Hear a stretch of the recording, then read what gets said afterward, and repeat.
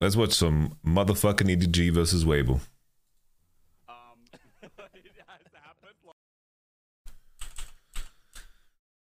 Alright. Vi first pick, Varus 1, 2, Annie on 3, Zeri, Lulu, Annie on 3, Victor 4. Victor 4. Victor.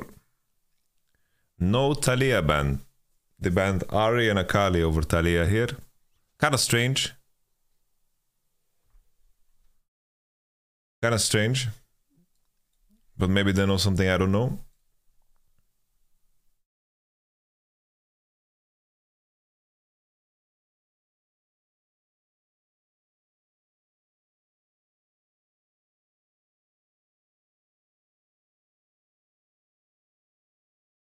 Holy shit, CoffeeZilla is on the Joe Rogan Experience. That's crazy.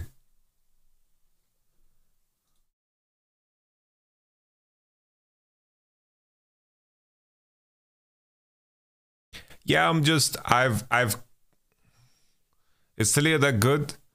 In this case, I think she's pretty good, yeah. I think it's pretty decent into Wukong.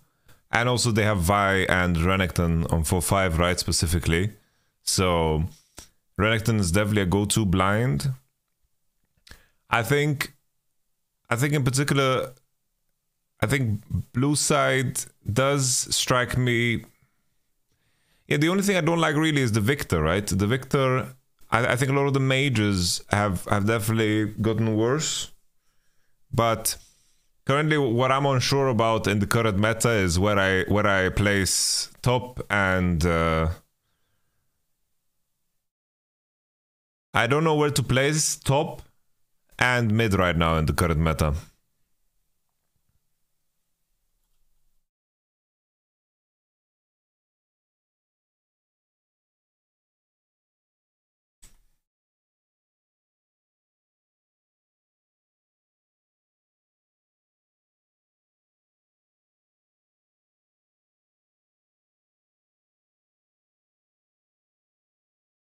I think Varus, Annie, Wukong provide a lot. I guess what Victor and K'Sante give you, if anything, is just like some matchup flexibility. How come we don't see more Syndra? Syndra is... It's like, I think Syndra is strong with like Lee, but I don't think Syndra is that OP. I think Syndra is okay.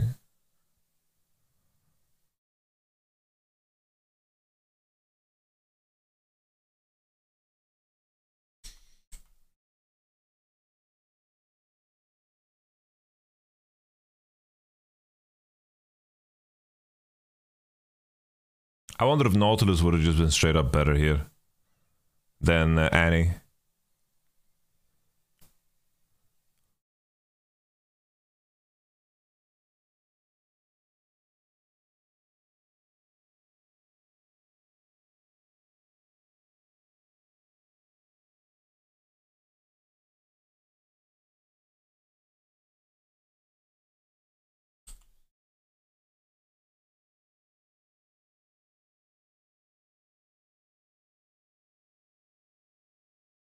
Scorch got really buffed.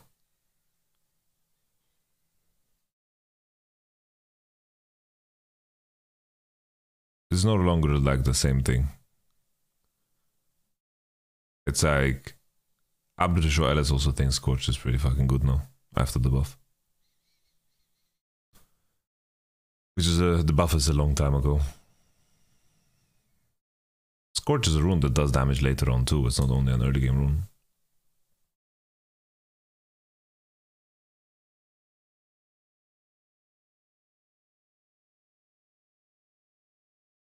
Yeah, the timing here is very rough to estimate. Kinda interested here, I just want to look back here how he managed the top wave. Because they just kind of kept it even. And does blue side know where Wukong started?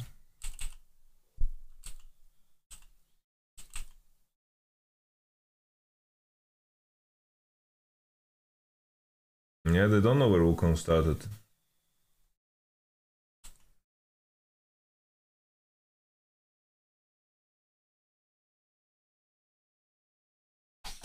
Well, the main thing, right, is like just because a game lasts 40 minutes or 30 minutes doesn't mean that the game didn't end before that. That's a very important piece of information to remember. It's like games can be decided before the end, which is a very basic thing, but it's also important to keep that in mind when you're choosing runes. Like if you're going to lose a lot of lane pressure because you are, you know, trying to generate interest by buying, let's say, Sapphire Crystal and Refillable Potion and buying like a lot of weaker lane items, and it's going to put you in a position where your economy is worse off, it can, of course, lose you the game, right? The game is constantly being played. And you can be put in situations where your strength is measured earlier in the game.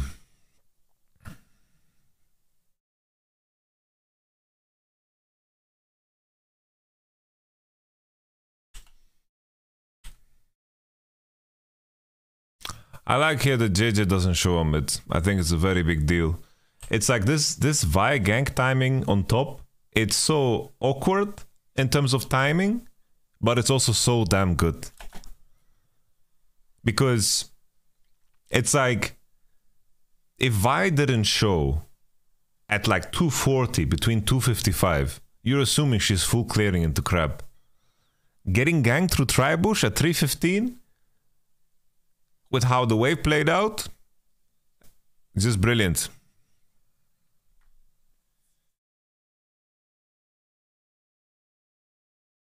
Sorry, the previous song that we were listening to, Warrington, was God of War. The theme song from the first game. Like the first game that is with Atreus. Boy. Boy.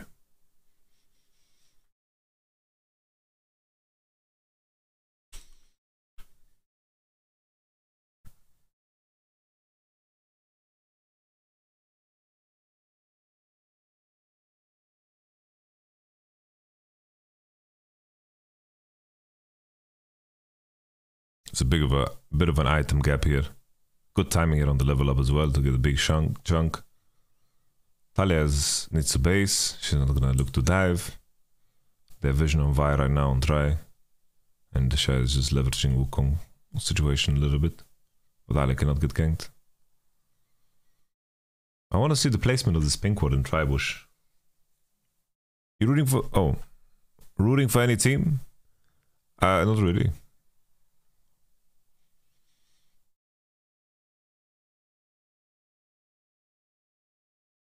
Yeah, this is the prepare for Drake trade. Prepare for Drake trade.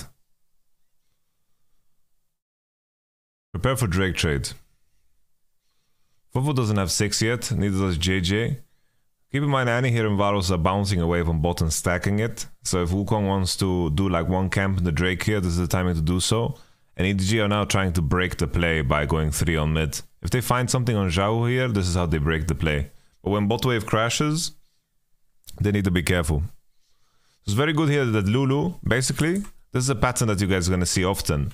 If you can't contest the bot wave, right? They can't break the bot wave. So Lulu's going through mid to create a situation where they outnumber. Annie shows on the bot wave, so Lulu goes through mid. 3 versus 2 on the mid, and then they cross into bot to make sure that Zeri can catch and they connect. So they are trying to break the enemy stacking waves, because Victor wants to accomplish the same thing as bot, but Annie showed. If Lulu went straight bot, she doesn't do anything there, she just AFKs, right? Because if you're walking on a bot wave that is stacking towards you, unless you can break that wave, meaning fight back against the people that are in the wave and imply that you are stronger than them while they have a big wave than you and more XP than you, then it's good to go straight bot, right? But in this case, Zeri Lulu cannot contest the slow push, so she just crosses through mid and tries to break the bottom play by breaking the enemy mid play. Because let's say there's a situation where Victor gets to push this for free and Lulu is bot. What happens is, Wukong is going to take over river and they can start Drake on this window. But now, just because they're through mid and Annie is showing, when in reality Annie could be in fog of war, she should be in fog of war, then maybe this situation would look different. So they fish for W.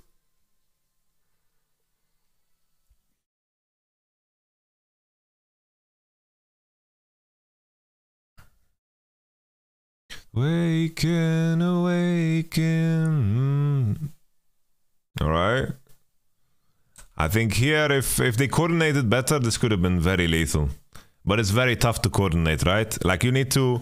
Like Talia needs to judge the flash W timer and basically the window when it happens, they need to CC chain together and then they will get killed. And then of course Zhao has the counterplay of pre-flashing the Vi Q, but then it turns into a mind game, right? Are you gonna burn flash when Vi doesn't burn flash? And it's all together like that.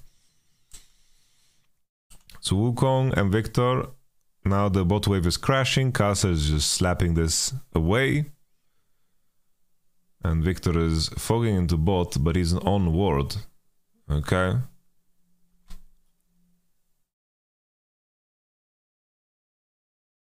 Okay, the shy movement. Oh, Briar XDA. My day is going fine. My day is going good, thank you.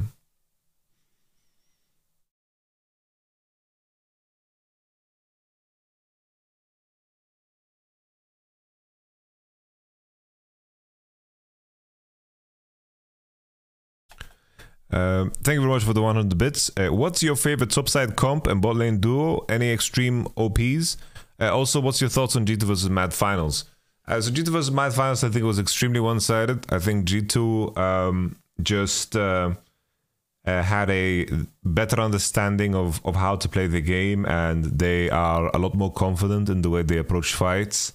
I think that there is a level of commitment that they show that is way higher than anybody, and at the same time I think that their awareness of map mistakes from the opposition is stronger than anyone in the LEC. I think the way they transfer pressure and use windows of pressure to give back to key pieces in the game is essential to their gameplay, and I think Mad Lions was very overwhelmed by this and started playing very, very uncalculated, because they were trying to find a way to get an advantage in the series, and I think sometimes that bit them in the ass. They were trying to play G2's game, it looked like, but they weren't good enough at that game, so they kind of forgot their own principles, I feel. In regards to what's my favorite topside comp and bot lane duo, I think currently I'm kind of in a limbo. Currently, I don't feel super strong about anything. That's my current issue. I think that I really like the Gragas Lee Sin comps, and I really like the Gragas mid together with like a Lee Sin jungle. I think that looks pretty strong. Gragas Vi looks super strong. Gragas and Annie mid seem pretty good to me right now. In terms of top lane I feel it is kind of in a limbo, because when I try to think of what champions I think are the strongest on top, what comes to my mind is like Sion, GP, Jace, occasional Renekton, but nothing super exciting. I feel like top lane is kind of dormant right now. I would say that Jax is still pretty strong, even though it got nerfed. But no like OP topside combo that really stands out. I think everything is very rock, paper, scissory. That's where my headspace is at.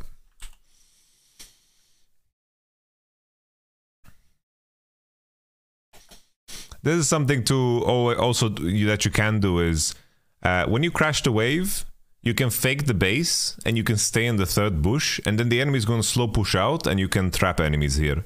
This is very good to do when you are the stronger bot lane.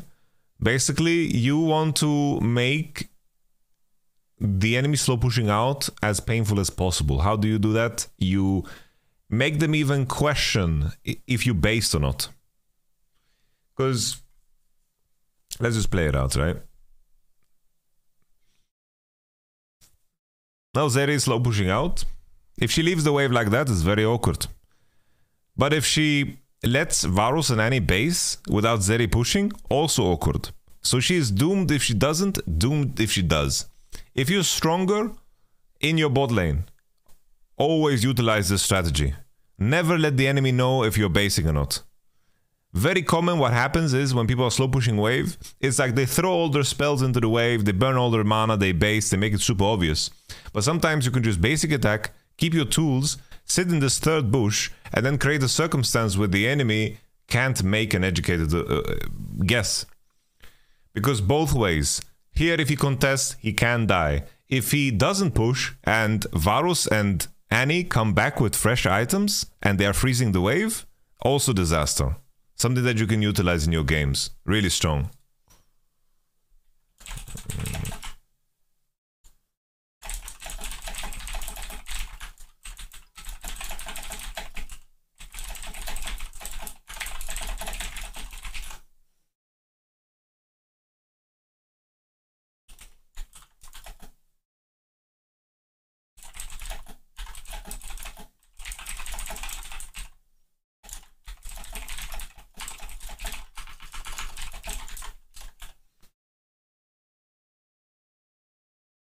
I've been doing this in my solo queue without knowing I did it. Yeah, it's good. It's very good.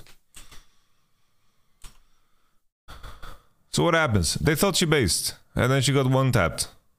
I haven't watched this game. I didn't know. But what it's hard. What does she do? It's like here maybe Leave is the only one that should push her, and then maybe he just burns like a cleanse or something like that. But this is a very cool play from Weibo.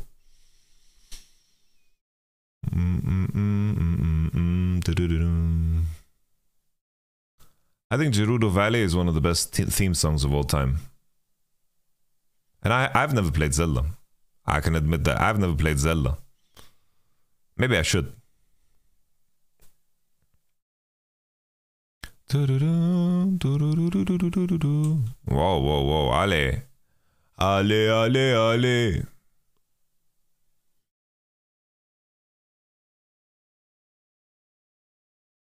I want to see how the trade started.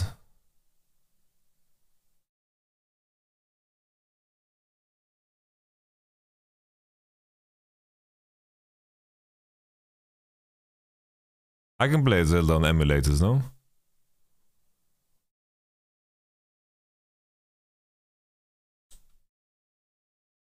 The issue here for the Shy is if we...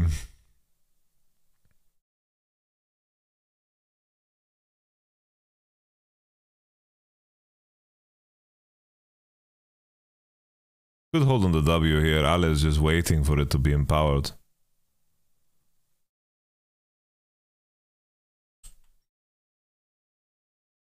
Very insightful, thank you. What champs meta would you like to see fall back into place? Do you have a favorite meta? I really like the Lee Sin jungle meta because it becomes very 3v3, 2v2 mid heavy. And I think that is a very, very raw expression of skill. Even though those games are very snowbally, I enjoy that super much.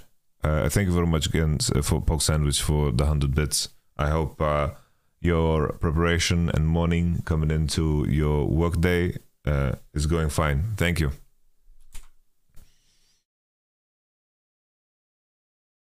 We are the...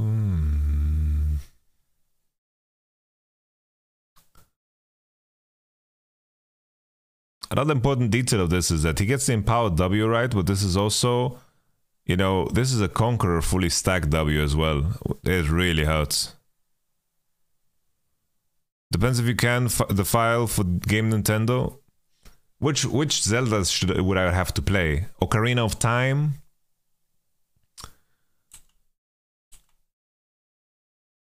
And now we have Blade of the Ruined King, based Alibi. Fofo can smell this from a mile away, but Annie and Wukong right now have full control of the bot side river. Chris with the guild on Lulu. Now Wukong's also 6. Vi base with the Rift Herald. Yeah, I think most of the action should involve Renekton at this point in the game for EDG. I think taking any fights on bottom side of the map can be very dangerous unless they have the information for it. Pure slaughter. Slaughter. But this is the Shy, you know, Feast of Famine, you know. Not much for him to do in the lane phase, right, after he gets killed at that level 3 timer. His base was just so much worse, you know, he had cloth armor into pickaxe. He just has a terrible lane phase, and Dashai is the type of guy who's going to try to fight his way out of shitty situations. And fact is, sometimes you can't if the enemy plays well. And Ale plays well. Oh, it's a... Okay. So JJ instantly fired off the moment he spotted Wukong on bottom side. Then he felt comfortable to pull the trigger. Annie used her combo on Meiko. I don't know if they use Tibbers or not. There's Tibbers, it's active and used. Ale TP'd bot. He TP'd into tier 2 and now he's Jurassic Parking here. To save the Zeri, he wanted to create a situation where the enemy gets baited into a dive, but the pink ward spots him. Yeah, this Renekton is completely bombastic right now in terms of how strong he is. But Ale also recognizes that his bot side of the map is suffering and he's taking over here. He's putting down wards, putting down space. Thank you, Eldest.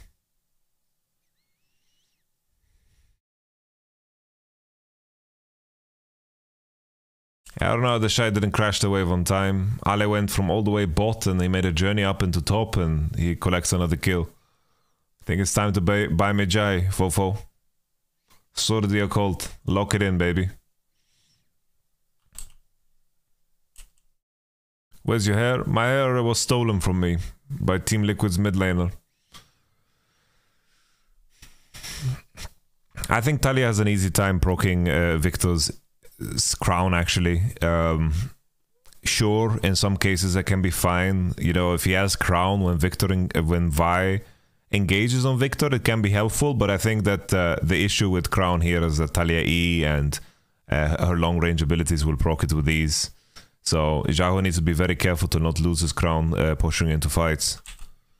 JJ now has Black Cleaver, a bit of an item gap in the jungle department.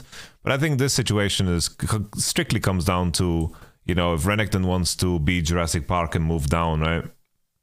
But here EDG is all posturing into bottom side. They finish the Drake. Very well played. Dandaman, thank you very much for the Prime Gaming. Appreciate it.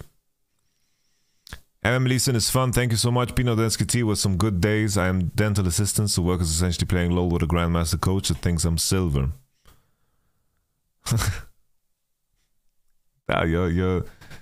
It's like my brother is a dentist too, and he really appreciates his dental assistants, you know?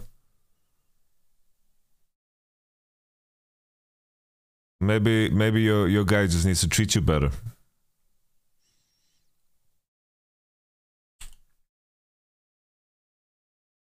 My brother's told me that like there's like 1 or 2 dental assistants that work in his clinic that just read his mind. They just know everything inside out and they just hand the tool instantly. They're just like, it's just, you know, the mid jungle dual synergy, you know. Good afternoon, Cosmo.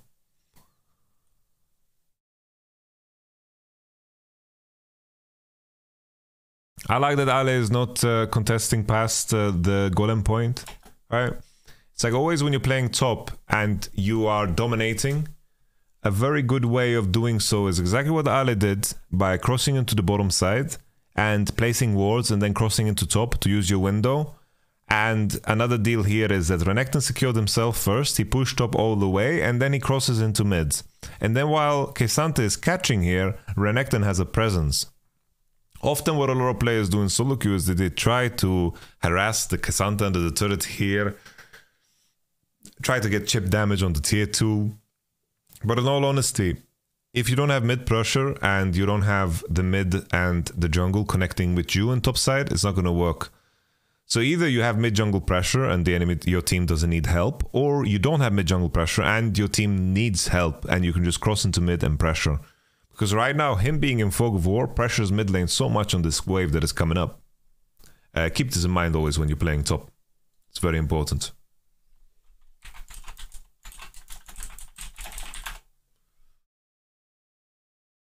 It's like, how many times have you seen people in solo queue throw their leads? They're like, oh wow, 3-0, they get first tower, and then they just run it down by trying to fight the Kesante where he is, you know? Don't do that. Always connect with your homies. Look how Ale is pressuring, you know? Victor can't barely breathe. Oh, this is a bit too much. He's checking bushes that he shouldn't check into.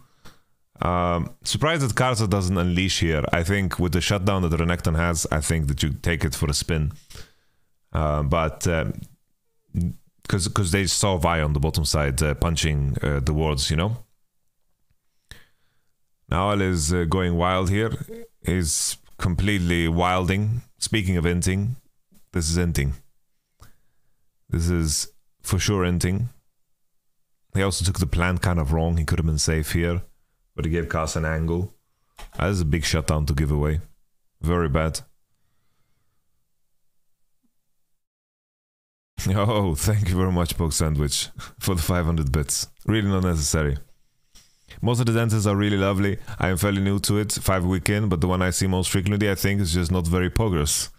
Lovely chatting. Hope your stream goes well. Can we expect more clash with Bowser or something, some exciting personalities this year? Nothing that I have planned, because sadly a lot of the Clash tournaments are scheduled during the LEC games, and that puts me in an awkward spot where I have to choose, and I have to choose what brings in the pie, you know? So Clash tournaments, nothing scheduled, but maybe I can think of other ways of making content together with other League of Legends creators. Could be interesting. Maybe we host like a 1v1 tournament or something where everyone has to play their one trick or something like this, and I commentate it and give them a prize or something.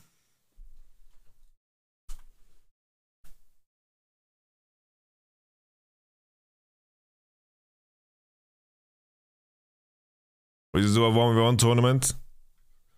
We invite Kadril, Baus, Nail, and then I'm gonna get Captain Flowers to cast it.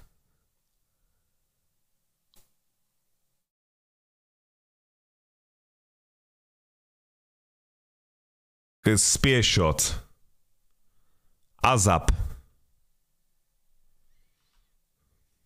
maybe some LEC people.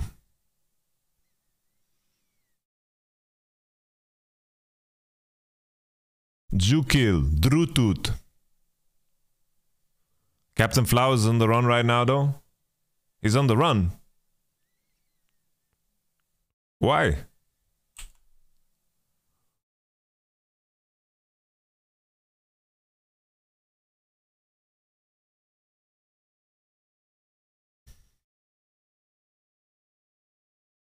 Thorin called him out. The EG drama. Because he didn't say Nicole by her name.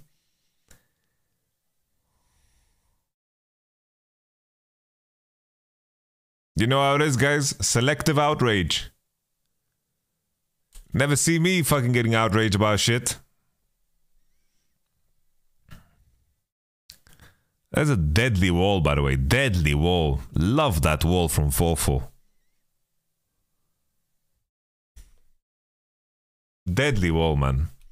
Light being greedy with the flash, but he just got smacked. Is it necessary to pressure mid turret? Like, it is not necessary, but they're just leveraging a window where everyone's on tempo. And what you see teams doing, like you can see T1 do this, now EDG is doing it on our screen, is that they just walk on mid and they throw their abilities and see what happens. Basically, what we call this is having a sniff. You know, they're having a sniff. They're sniffing a little bit and see if they can burn some summoners before the Drake. You see, the Drake is spawning in 1 minute and 10 seconds, right? Or whatever it is, 13 seconds. They're just having a little sniff here, they're throwing abilities, and then they see what happens. Appreciate the poke sandwich, thank you very much. I hope you have a pleasant day. The more you fuck around, the more you find out. So it's not some gangster term. It's just about going on mid and throwing your spells on the enemy and just seeing what happens, pretty much.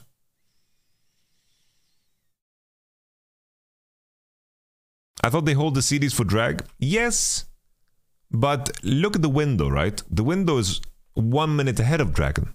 So a lot of the cooldowns are going to come back up. And you're looking to burn summoners here and maybe get kills coming into the preparation of it, right?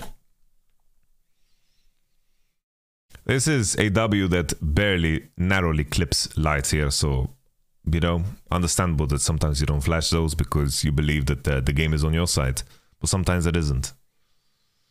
But his little toe got stuck in the mistletoe, or whatever it's called, the W, the rubble. All right.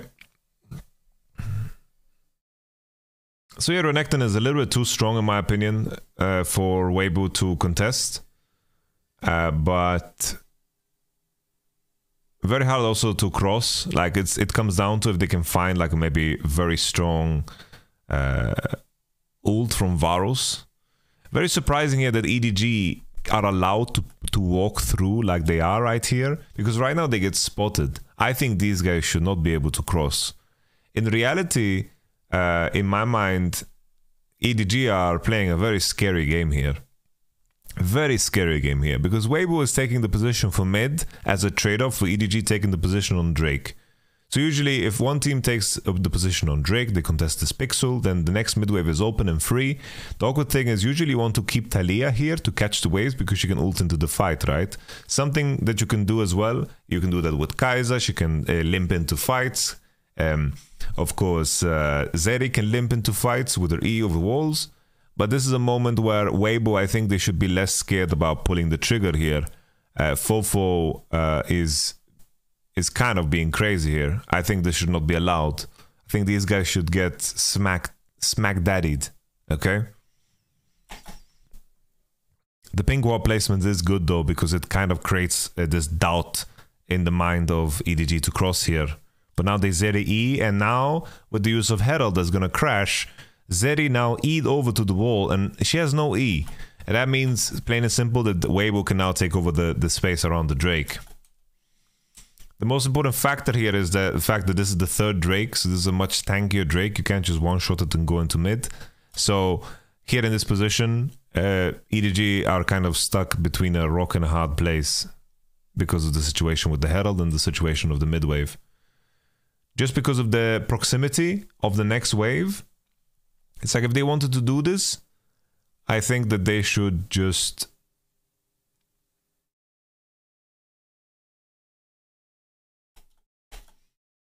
Yeah, this wave is just too important.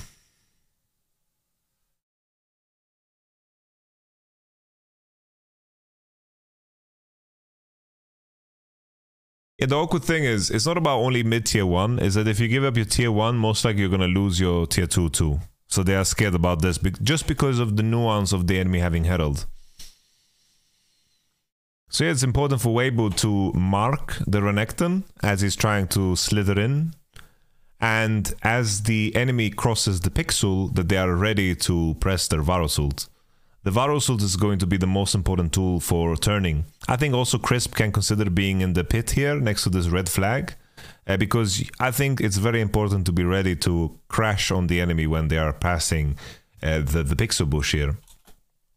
Then I think, you know, you could send K'Sante to just queue and to mark the Renekton in case he tries to flank. But the issue here is EDG just...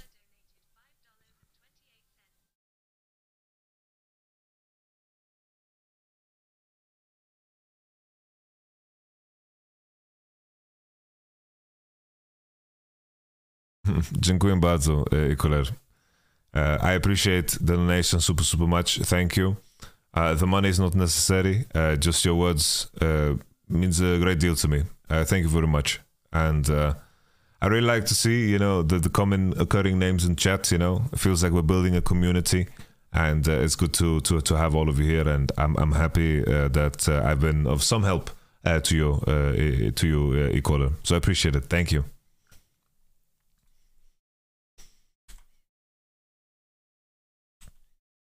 Yeah, the tricky thing here, looking at this, right, is that I still think the turning should have happened here. The USA government.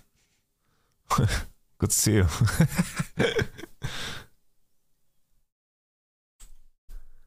Because here EDG are getting so much position, and Weibo no longer have any flank, and all of the decisions are like right now Weibo's position has gotten so much worse. So now the main question will be, is like, what is the timing? EDG's timing as they commit is going to be super, super important. Talia's ult being down here is a really big deal, because imagine you just Talia ult across here and then it's just a disaster. So Al is getting pushed out now, but EDG are pushing forward.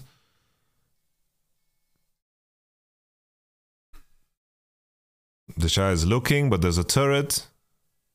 Oh, they get the third Q. Ale, as mentioned, his timing was not good. And he got snacked on here. And they also lose the Drake. It's a disaster. It's a disaster. Wow. So it's like the way Ale, like, it's very greedy to go into this bush. I think you have to wait and tether here a little bit more.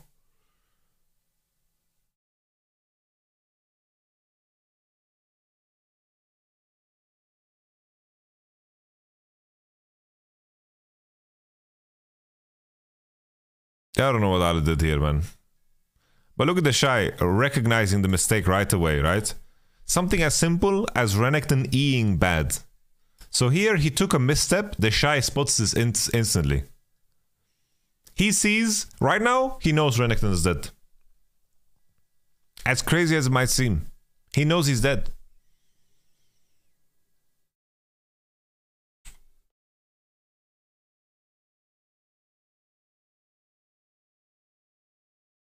Yeah, that's a tricky thing, right, about these fights, is that the timing of when you go and when you move forward with Renekton needs to be very pristine and clean. But Vi secured it, and Talia had no ult.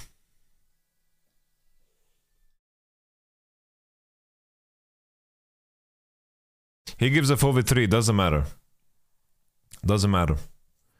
The issue is, like, whoever goes first is going to be losing unless it's like they're one-shotting someone.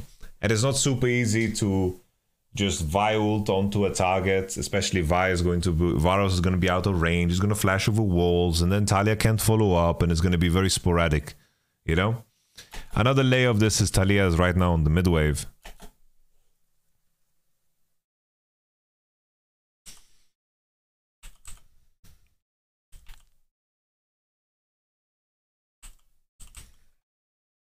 The comps are very evenly matched. You know, everyone has buttons to fight and ways to flank and abilities to poke with. The comps are very evenly matched. I would say the scaling side is probably favorable to blue side. All right. It's important that the stopwatch is used. Honestly, sometimes the stopwatch is being used is better than getting a kill. I'm not even kidding. Because it's a big investment. Because here, Victor needs to consider, is he going to ruin his build by getting an hourglass? It's like, in theory, you know, a stopwatch is like a flash that you can only use once in the game. This was going to hurt Victor for the rest of the game. Obviously, if he dies in this spot, probably the enemy team is going to lose Nashor. I just want you to think about how important doing something as simple as this and burning the Zhonyas is for the game. It's very impactful. Because now, on the flip side, Talia has a stopwatch, and she will have flexibility in her item choices. But now, just due to the fact that he uses stopwatch, he needs to go Zhonyas 100%. Zhonyas is a very awkward item to finish.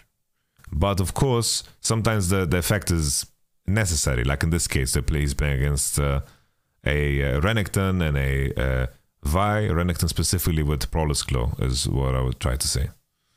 So yeah, Leave manages to push her forward and very nicely procs the crown. Very bold there, leveraging the cleanse advantage.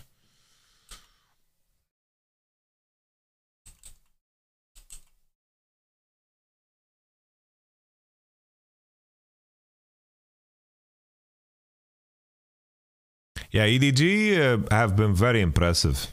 I think EDG is like one of the best.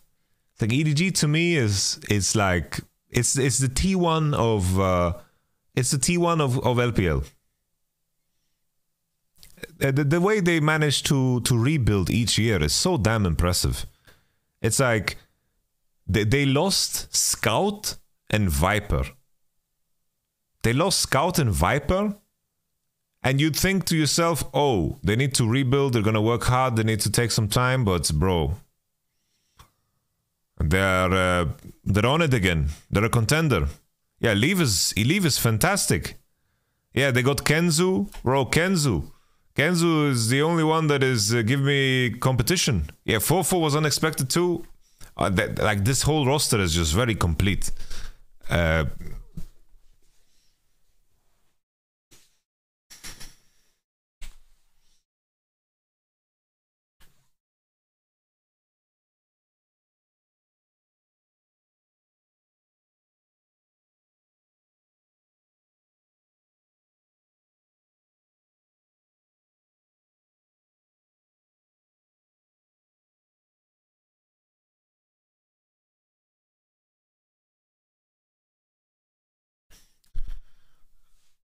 I actually went to look at the Aurora Borealis with Ale. We didn't say a word to each other, but we are looking for the Aurora Borealis together. When we were in Iceland. You guys might think I'm trolling, but it's actually true. It was me, Niski, Candace, and Ale.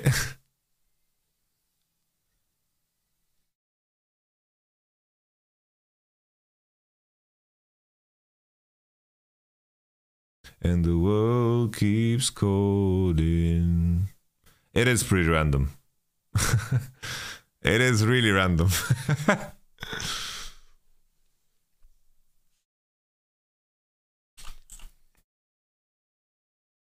Yeah, Zeri is farming so well, man.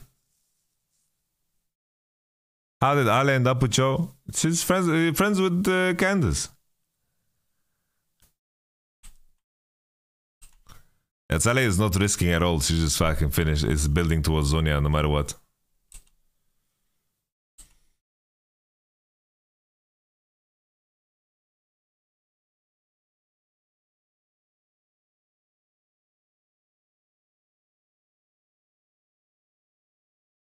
The fact that the enemy team don't contest this wave on mid signals very hard that they based.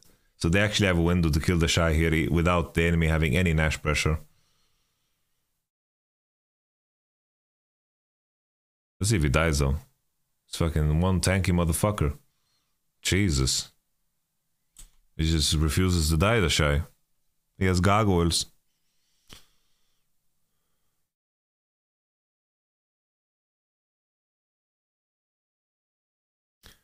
The gargoyle was crazy value. I thought the Shy was just dead.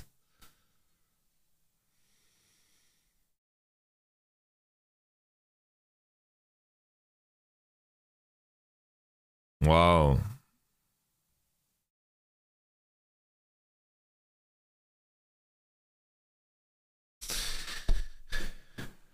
Yeah, like sure he can, but the thing is he needs to stun to start the dive, you know. So he couldn't empower W the Sun Plate. Yeah, this is pretty big. Weibo should be able to secure the Draco for this, which is sad, right? Because Zeri had a big item swing here. Holiday, please send me an email on my business email. You can find it either on my Twitter or you can just DM me on my Discord. You can find me in the Discord channel, !Discord. I'm at the top, like under the file, the Don. And you can just send me a DM, let me know that you're Martin Johansson. And we could have a chat.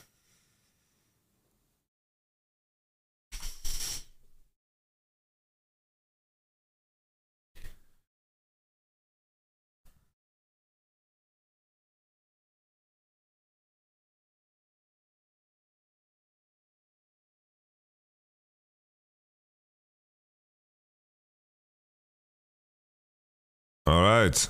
I like this play. I like this play from EDG. This is solid. You know, they are recognizing the item swing here. They really want to squeeze the most out of this. If Weibo over posture for the Drake, this is a very good way of keeping the enemy interested. Because they are forcing the enemy to cross their own vision which means that the Annie and the Wukong is not going to create a circumstance where they are going to find a lot of value, right? Right now, they recognize the enemy has a superior position on the Drake. We're going to leverage the enemy's position and turn it into a weakness. We're going to make them enter into us, and we're going to buy enough time for Renekton to TP in. Very nice. It comes down to the initial idea, right? It's like Zeri has 3 items. They are really strong. They really want to leverage this forward and really, you know, use it to their advantage. Because right now, Zeri is going to pop off. Zeri is going to be an absolute beast.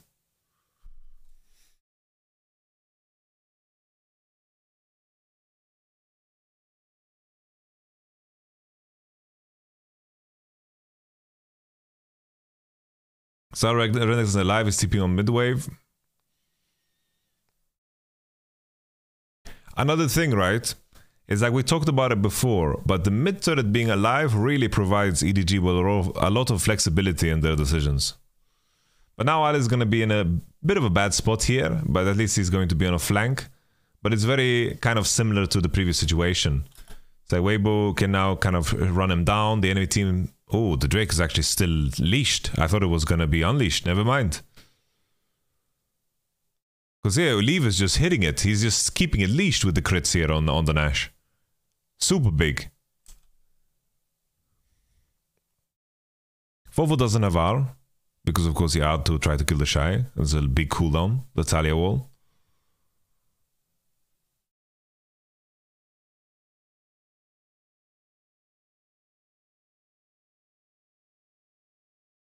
You know, still, EDG managed to create a circumstance where the enemy had free Drake and create a situation where everything was contested and they bought enough time. It's like EDG is so patient. So patient. And Weibo are getting frustrated with what's going on. Key thing though, ooh. This is, I was just praising you, EDG. I was just praising you, EDG, and this is what you do. Again, they need to move downwards, right? They need to group up around mid. But in all honesty, I think Vi, Talia should be in these pockets and Zeri Lulu should be on the midwave instead. I think they should switch their positions. Like this should be Vi, Talia here in this area. And then Zeri Lulu should be here. Oh, that's rough. Alright, JJ with the ultimate. Fofo tries to combo off of it. But they're comboing Light, who has already thrown his spells. Ooh, look at that long flank. Ale with the long flank. Passes the wave, isn't spotted. He isn't spotted here this entire time. E's forward though. E's forward, flash Qs, Ws, gets the Shy, gets Wukong as well. Okay. Wow. Yeah, I think it's crazy to me how long Leave lives here.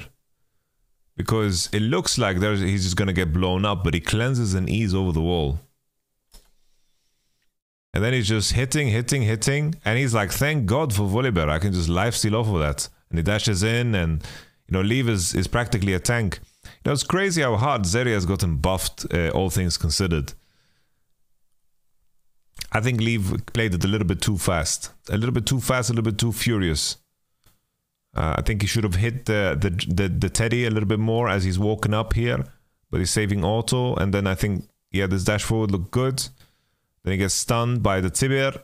And then the flash downwards. I think he should have kept fighting with the other homies. Like, I think the Xiaohu actually can't out DPS the healing he can create.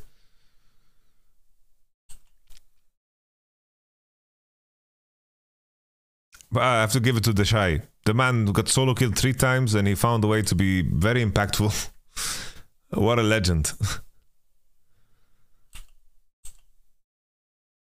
Do you know how they say, you know, high functioning... He's a high functioning inter. That's what the Shy is.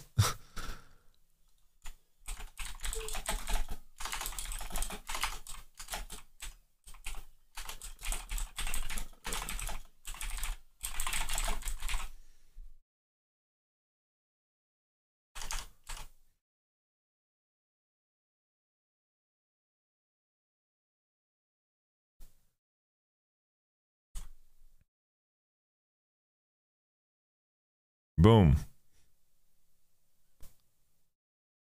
All right, here we go again. We don't get to view the setup because we had to watch the replay of the fight we just saw. All right, he tagged the right Wukong, didn't have a chance to W it, and Casa is dead. This should lead to Nash unless that. That's disturbing. It looks like Light and Xiaohu are combining their abilities together because this is a W, or never mind, not even.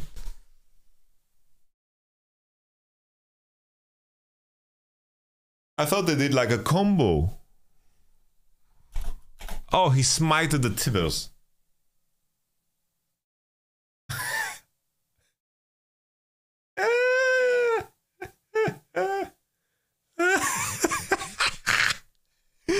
I thought we had like a Varus moment in the Victor combo.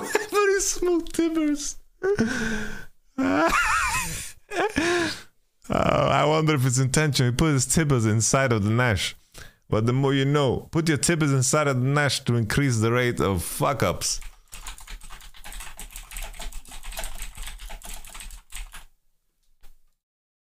That's crazy. Bro, this Tibbers was placed to try to finish the Nash. He was, I doubt in my mind that he was thinking, yo, I'm gonna put Tibbers, he's gonna smite it. Hello, Elena.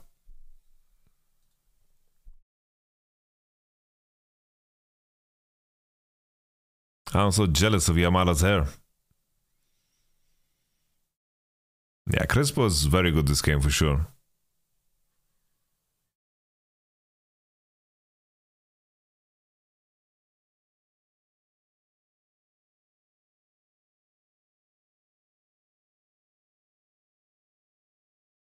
Let's look at it again.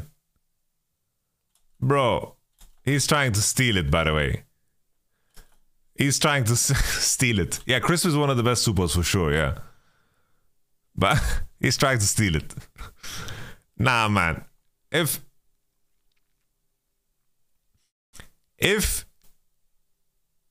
he put Tibbers intentionally to fuck up the smite, then he's just the best player in the world. Korea's got competition. Chris was for sure top level. He's played very well the split. Like Light has played super well too. I think this bot lane is crispy. I really hate that I said that.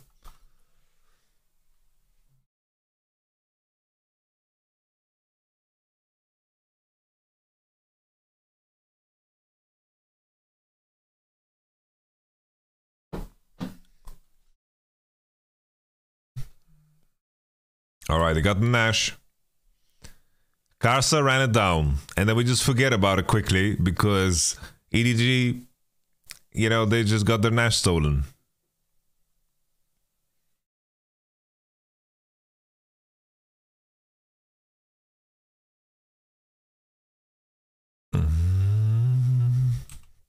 Karsa is just so fucking smart.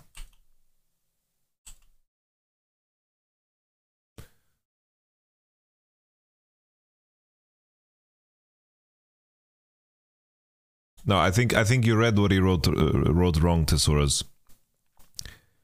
He meant there's no way. I think he wanted to combo with Victor. Like, that's what he's saying. He just didn't write the apostrophe.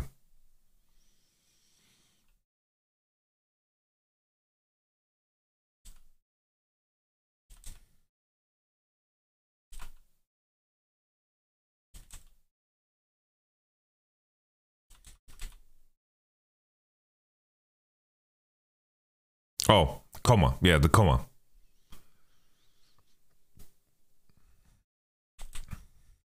Yeah, the main thing, right? After the, even if the enemy team got Nash, EDG was still on the map and they push in waves, right? So they lose a lot of their Nash. And not everyone has Nash.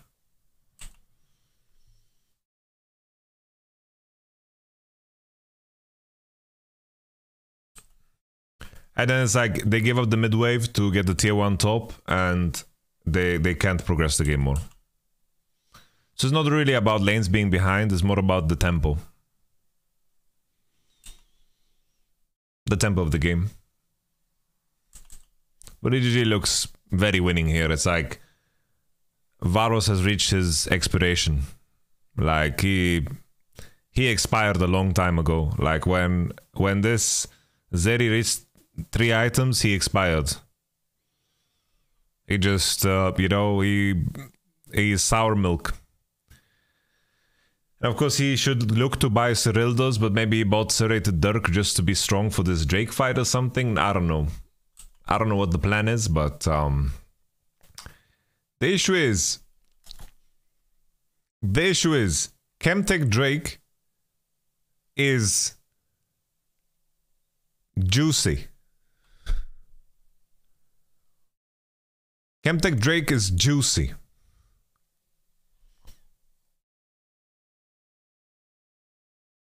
Chemtech Drake suddenly has become so strong in these absurd niche cases.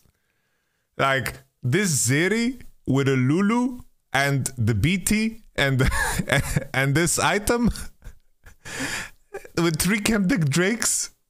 It's so big, the shield. It's such a niche case.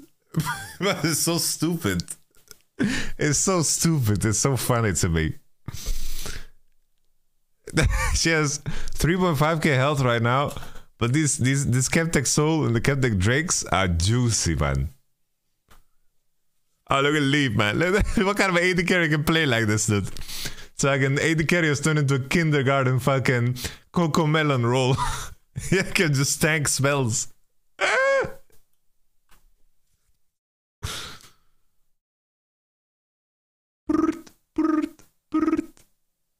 Let me cue the Drake a little bit. I need some HP. Fill me up, baby.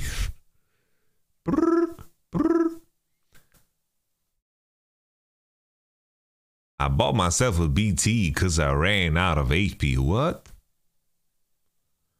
Okay. Leave is just stacking on the Shy here. The Shy kidnapped Fofo. Didn't work. Let's see at the Vironecton combo here. Ale is on his pink. He doesn't want to W it like Odo Amne. JJ is so tanky as well. Look at the Radiant Virtue really doing work here. Like he's so damn tanky as Conqueror as well. He doesn't want to die. But this is the issue of Varus, right? Fucking Varus doesn't fucking do anything here. Look, this is Varus fucking firing his Q fully charged on the Renekton, dude. 295. The Varus is just expired, guys. Completely expired.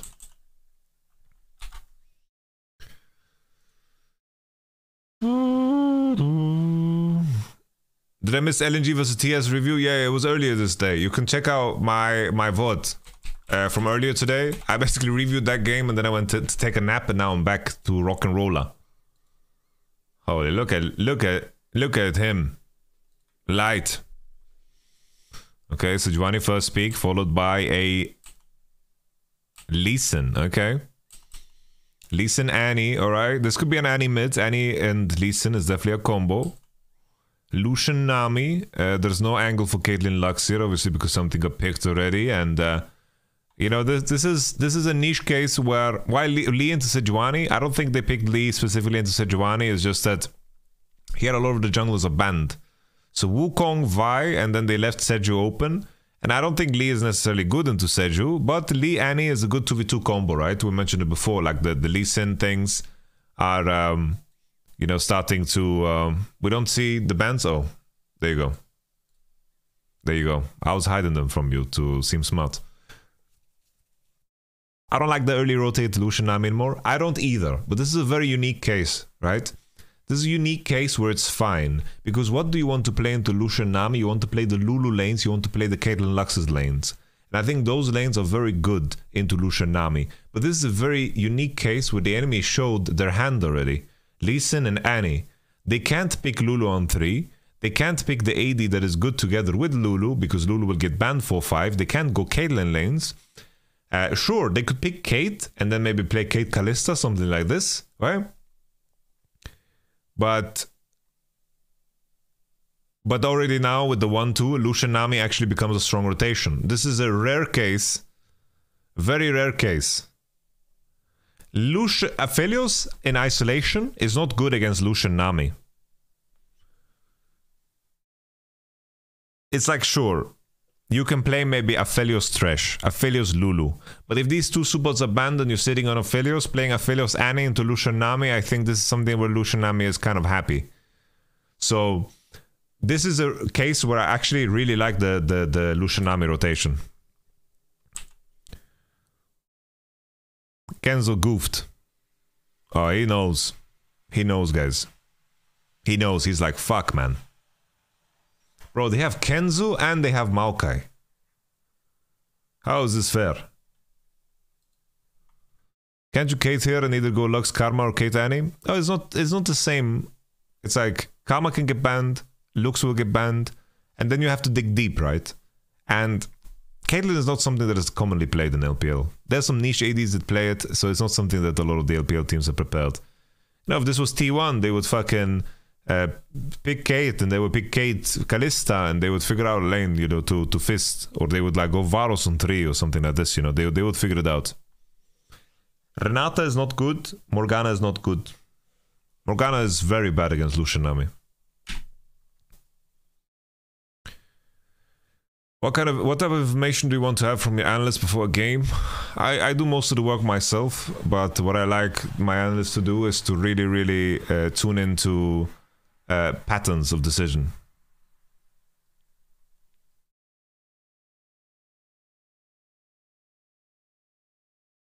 Oh, easy Hun.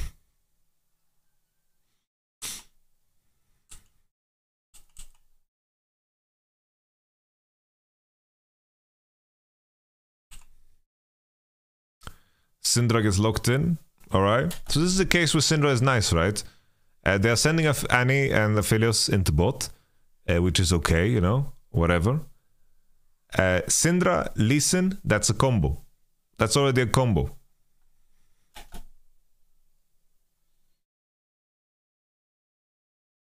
Aren't you worried about Echo counter blinding Syndra? No. You're not. No one plays Echo. There's only 2 Echo players in the world. It's Jizuke and Rookie.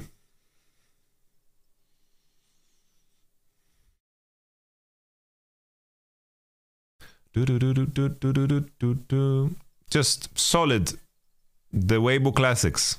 They just slap a little K-Sante and a Victor. Why not? They're keeping it simple.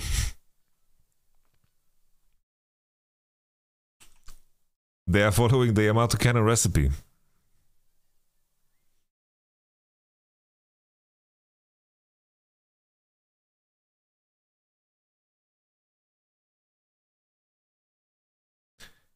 It's not about... Renata is just inherently not good into Lucian Nami. Unless you have Kalista, I think. It's playable, but I think it's rough. Echo is that bad in pro play? Yeah, Echo has been very hurt by itemization.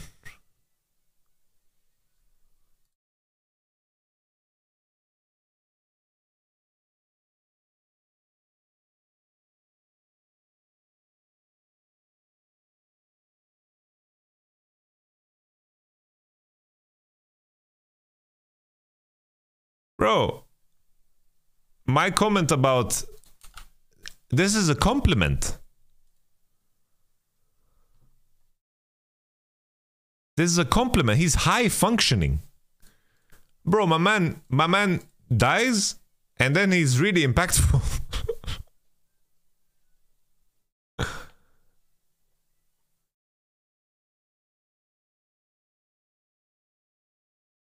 But then, what is that? The Shy doesn't intentionally feed, it's just his play style. No, I'm literally saying that a player is like, I wanna die, I wanna kill myself in game. That's what I implied.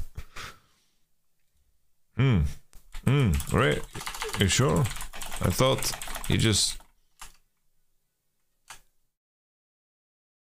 Whatever, I'm not gonna slam on him. It's okay. I'm fucking listening to fucking banging music.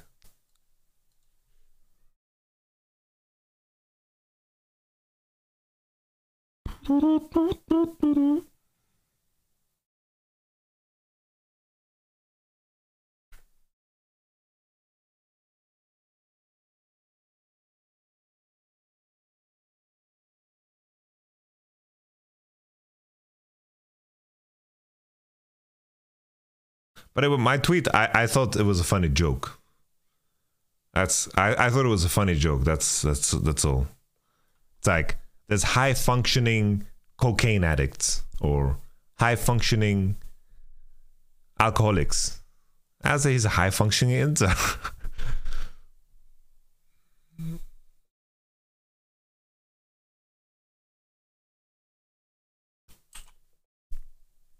Thank you guys. Thank you. Thank you for backing me up. 420 viewers. Ring the 420 bell.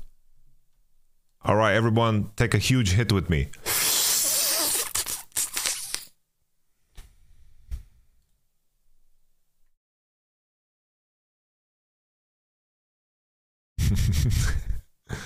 Okay, as you can see, Lucianami popping off already. First strike, collecting money.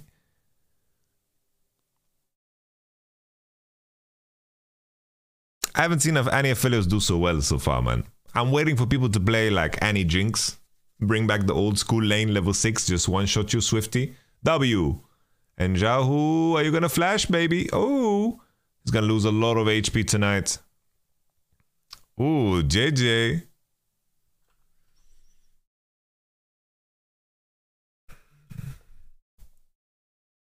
Okay. Zhao kept flash though. But midwave is a bit in Zaza land. He's the wave is rough mid. He got to buy boots. He got to buy sandals, guys.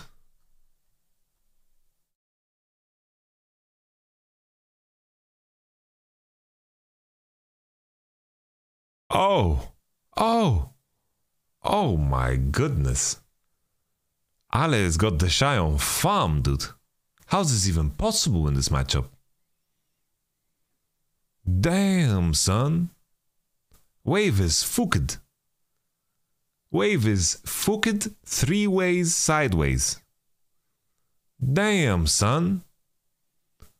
The she. He doesn't have any biscotti, or he doesn't know biscotti. Oh, no biscotti.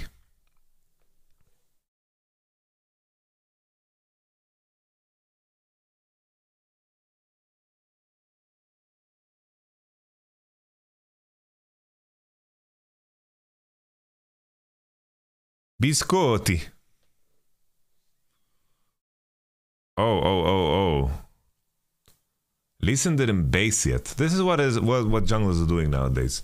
They don't feel shame when at minute 4:30 they haven't based yet. No shame.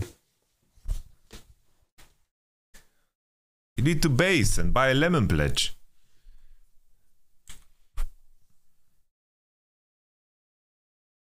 Boom. Boom. He gets a blue as well. That is so rough. He gets a little blue as well. Because he used all of his mana to kill this Lee. So at least you could think, oh, maybe Lucian cannot push now because he has no mana. But he gets a bluebie. A little bluebie like that. Oh. Oh. Oh. Oh, posturing like this for the wave though is very greedy, man. Very greedy, man. Very greedy. Lucian mid got nerfed a lot. Like, basically Lucian mid is very nerfed because they put a lot of his budget. So Riot loves to do this with champions. It's like, when they want to balance champions and buff them for like a specific role, they like kneecap them. So basically Lucian's power budget, a lot of, what the fuck is that? Who was that dude? So basically a lot of Lucian's power budget is in the passive. Innate vigilance. Whenever Lucian is healed, shielded or granted a buff by an ally, his next 2 shots within 6 seconds are empowered to deal 14 bonus damage. Right? And then there's also the synergy with the W, Ardent Blazed Michael. Lucian fires a missile in the target direction, blah blah blah. Allied champions trigger this effect, grant Lucian vigilance. So basically, they moved a lot of his power budget into his dual laning, you know, and that made him weaker. It's like another example is Samira, right?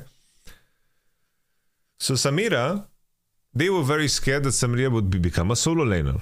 Because in all honesty, Samira has the makings of a strong solo laner. Like imagine there are certain champions in the game where Blade World just hard counters them, right? The way they did the way they wanted to prevent this champion from going into lane is by putting a lot of power into the passive, right? Samira's basic attack against targets in 200 range use her blade. Wait. Samira's basic attack against an immobilized target is empowered to have an uncancelable wind-up and deal attack damage over 6 strikes. If the target is a monster or is airborne, the attack also knocks them up for 0.5 seconds. So basically, they put this in her kit and removed power from her other abilities, and because they kind of wanted to make sure that this champion is going to go bot, you know?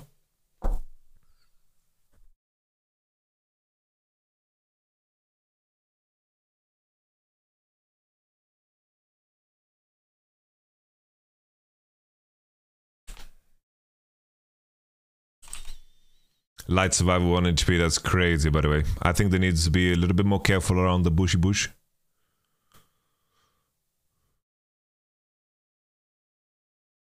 No, I think the issue was that Lucian, why not let the champion be flexed in multiple roles? Thing is, guys, Lucian wasn't played in the AD carry position before these changes were made. It's not that Lucian was played in multiple roles, it was more about the fact that Lucian wasn't played bot. So they want to find ways to buff Lucian AD, but they don't want to buff Lucian mid. So the same thing here, right? So on 13.5,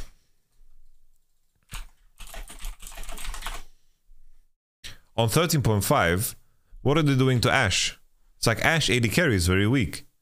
So they increase, but her Ashe support is really OP. So what is the issue for this champ? It's like they need to shift some power around. So they're shifting more power into ranges focus. No longer requires focus to cast, which is a very big buff, right? And maybe you can consider this a buff for like support Ashe 2, because you just have like an auto reset always. There's a cooldown of 10 seconds. And this scales better with, of course, damage Ashe. So we will see IE Ashe and so forth, right? And then the volley got nerfed and the enchanted crystal arrow was nerfed, because this is where the support role is going to be big, right? I think IE will be too important. IE is insanely OP.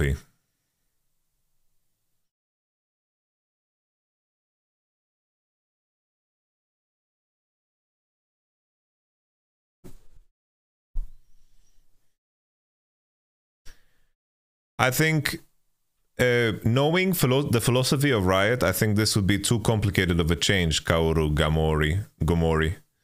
It would be too complicated of a change. It's like, imagine you pick a champion and then for some reason you get less gold somewhere when you go somewhere, and it's just too confusing, too inflated. It's like they're going to create so many niche mechanics in the game, they're just going to be there for no reason, and it's not going to make a lot of sense.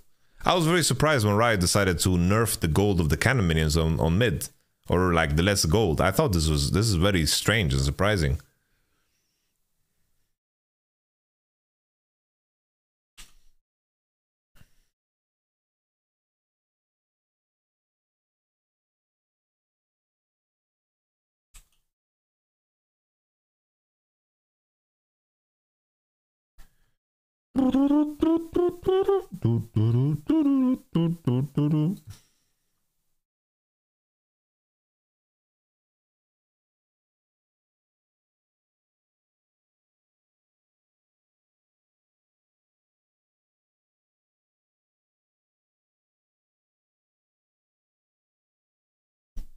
Yes, mid laners don't need gold.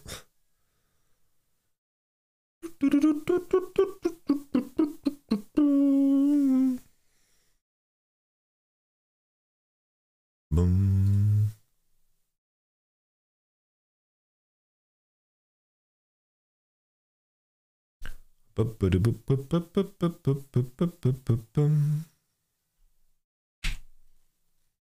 Oh, thank you very much, Odol, for the Prime Gaming. I appreciate it. Thank you very much. Thank you kindly. We are slowly approaching our sub goal. You guys need to give me some suggestions on what I should cosplay, guys. I really need some help on this department. I really need some help on this department.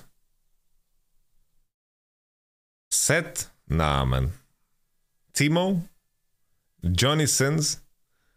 Guys, thank you very much, LCS Raw. That's a very... that multi-layered nickname, LCS Raw. Rise? Pick a card. Rakan, Urgot, Mundo, or Yumi.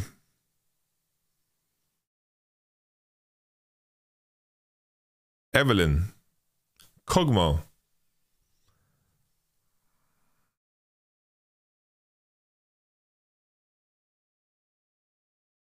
LCS are my initials. I'm the OG, alright? Should I cosplay the head coach of Fnatic? We have to suffer as fuck. Oh, stun. Flash.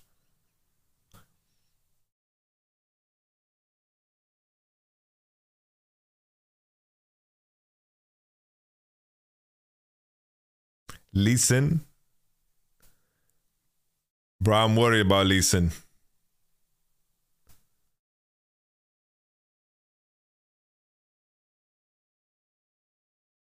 What if I just cosplay Cassiopeia?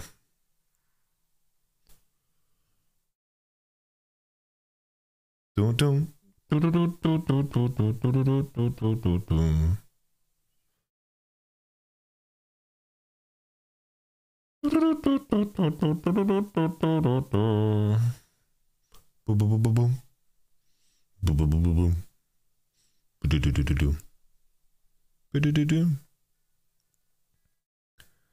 Bro, the guy who made the RuneScape music is nuts. So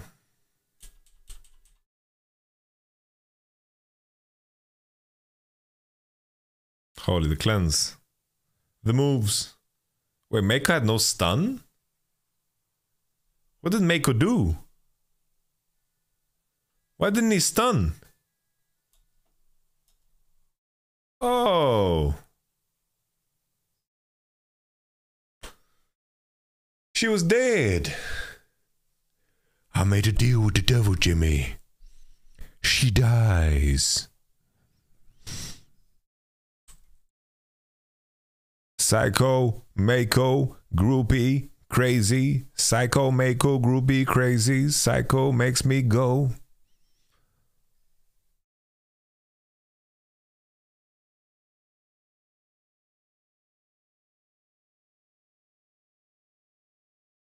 Psycho, Meiko, cocaine crazy. Annie signaling that she based, and also Syndra based, and Zhao survived the ganks. So they're just gonna pick up a little Dretsky here, Castle with the level 7. Warcraft 2 has a banger soundtrack. I am an evil man. Let's listen to that song, honestly. What do you want? That's a banger song. Warcraft 3, Warcraft 2. Warcraft 2, I am an evil man. What is the name of that song? Oh, I'm a medieval man. I thought he said I am an evil man. Oh, man.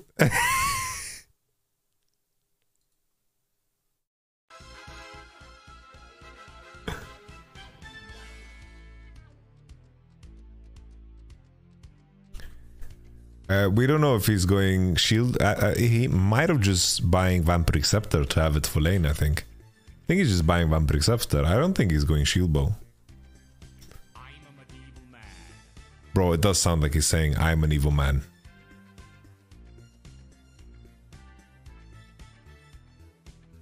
Tabu, tabu.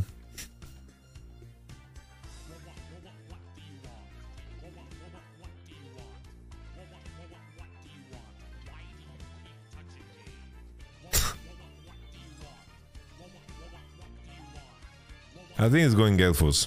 Gelfos into BT, that's my guess. Oh, can I show you guys a song? It's called Open Sesame. Listen to this. I don't know if you guys like this, okay?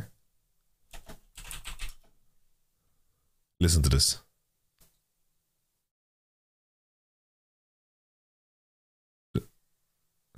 Can you, because Kitty Katarina or affiliates also don't know if we're allowed to send links, but can you rate the song Lights Out by Coltrane?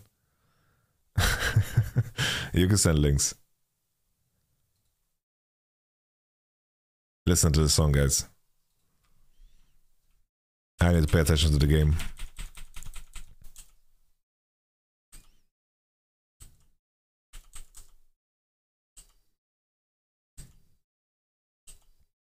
I'm surprised Kaza managed to secure Herald. I need to see what happened.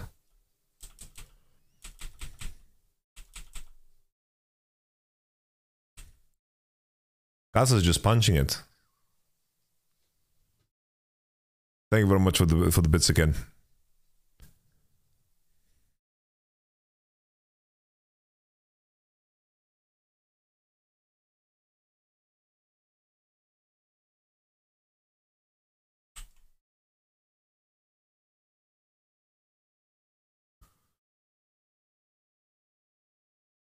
He just stole it. He just stole the Heraldo. Sejuani just stole 2 objectives this game.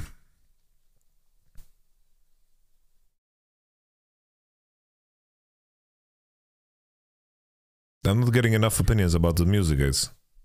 You need to tell me what you think. Oh, Ala's okay, no? Or am I crazy?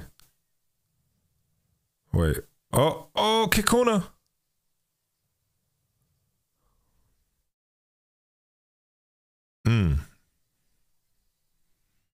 Open sesame, your mind. Ooh, if the W is placed a little bit quicker. Here comes Crispy. Crispy Mama Juju. Oh, Casa. No meme. I think this is lights out, by the way. The fact that Lee and Syndra didn't get anything done around mid. They have like a CS advantage here, but it's not big enough. I think they get kind of outskilled. Music a little bit higher, okay.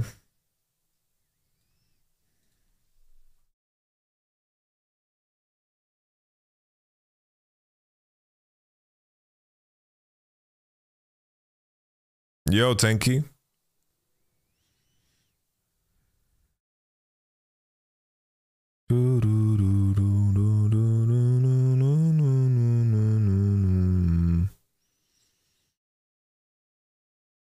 Maker's not here. And he's just dead. Okay. Well, they should be losing every 2v2 and every 5v5 from now on. So let's see what EDG can cook up. I don't like what Casa is doing, man. Your bot lane is collecting, like they are mining Bitcoin right now on the bot turret. You don't need to cross at all. You just need to defend Jahu dive. Not so good, man. This made the game volatile for no reason at all.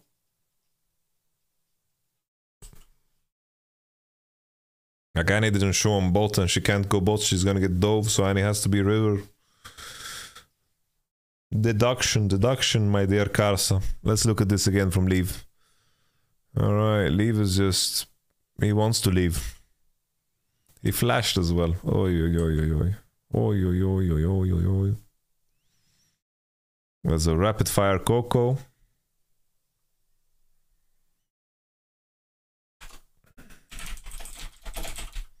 I wish I could play guitar like this. Like in this song. I wish I could play guitar like this.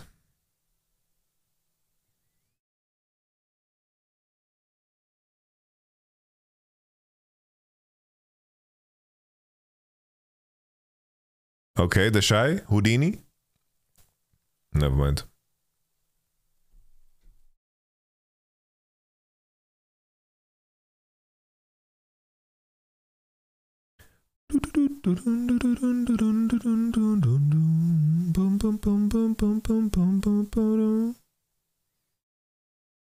Mako. Trying to save his homie. I think it's time to go next. A really nice Lucian Nami lock-in, honestly, to punish the first rotation of Lee Sin Annie. I like that a lot. Really big. Alright, let's listen to the Pog Sandwich. Baby making music. Baby making music. But what did you link me, bruv?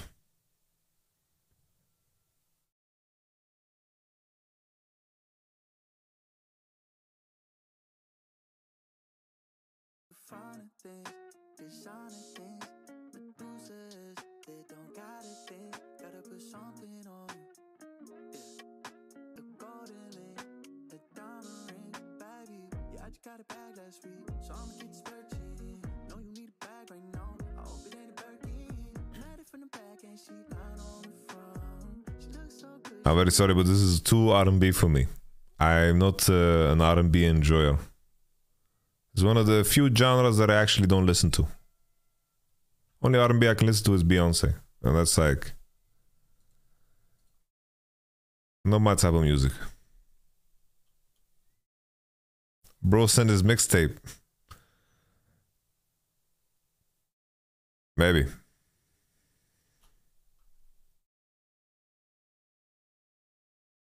You listen to country? No.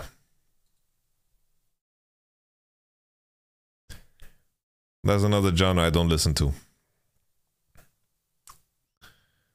I don't own a truck.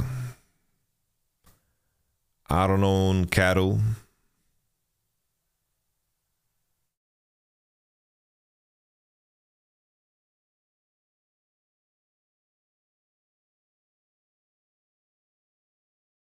Yo, Poke Sandwich, did you make this music?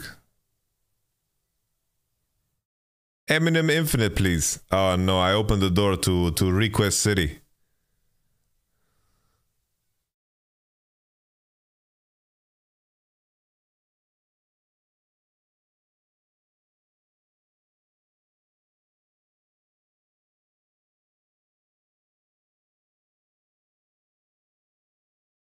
What the fuck just happened in my chat, Nightbot?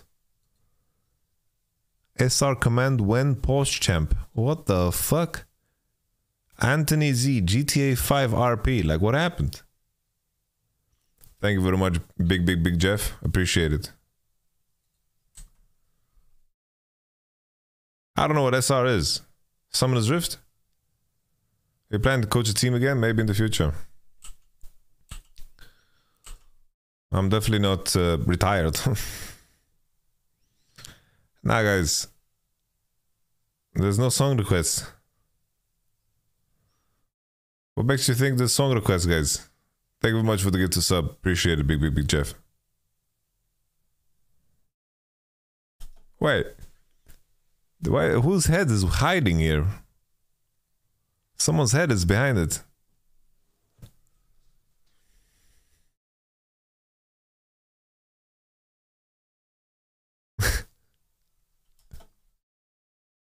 It's fucking Light's forehead.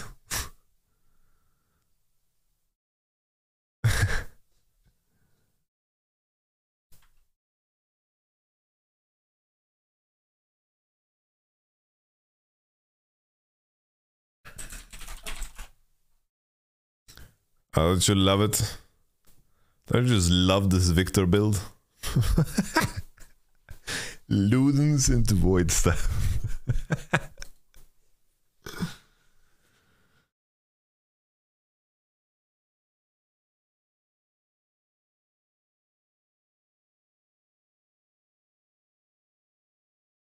Let those ocean eyes turn into the labor.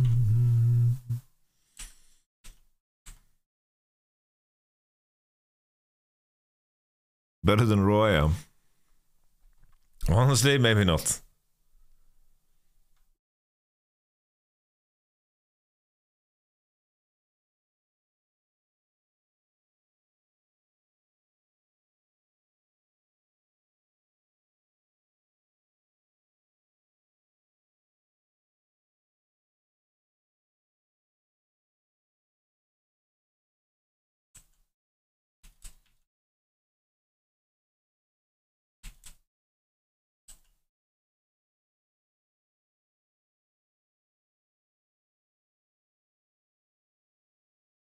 This is definitely not a Shadow Flaking game. When Syndra's already showing mercs.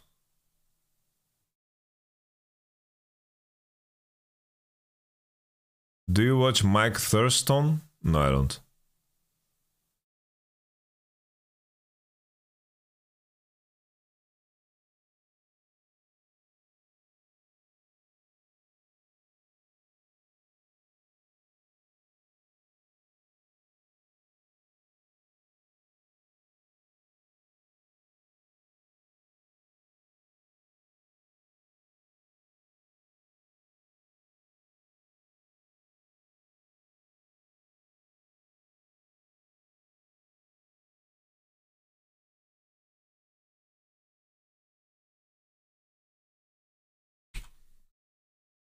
Respect. I respect it, guys. I respect the EG attempt here. The game is so fucking lost. Might as well fucking try something.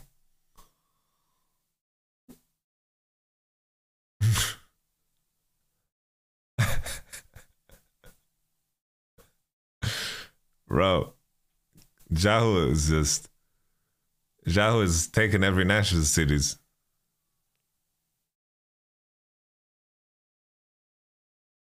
This game is so fucked. Might as well try something, dude. They had the right weapons for it. I respect it.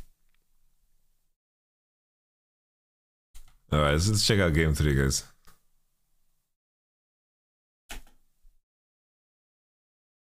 Ooh. Ooh. Weibo. There's no way they lock. Do they really lock this champ last? There's no way they lock this champ. They really go Gwen 5? So I can pick you Cassandra, dude. You play it every game.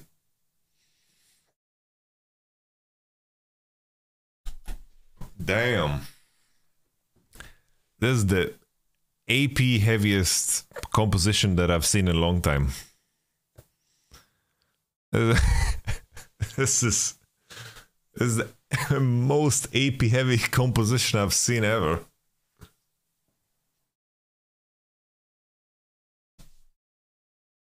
I think picking Syndra here on 4 is so bad. Light is on you, buddy. Bro, he has Nami. He has Nami.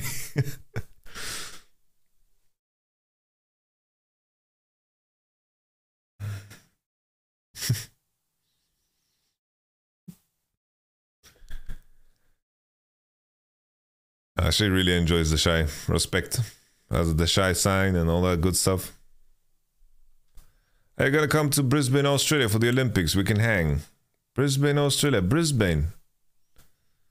That sounds like a fucking destination right there.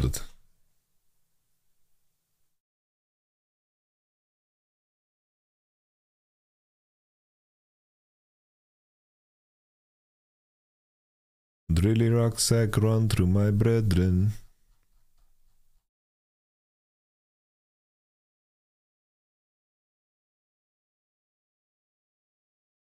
%30 off work, bro. I get dental work for free from my brother. They have esports.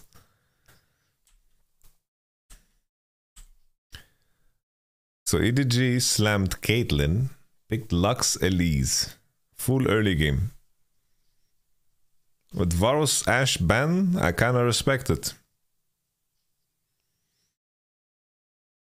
Yeah, this is, to be fair, Bro, they are so AP heavy. You buy Mikhails on Lux, you buy a little null magic mantle is enough. Just buy a null magic mantle. No one is, you don't even need to finish an item. Buy a null magic mantle. That's it.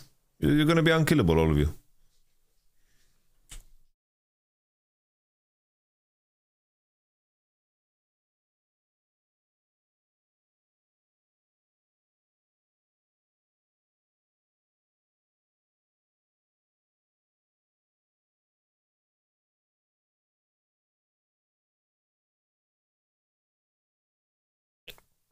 Camille could be okay, yeah.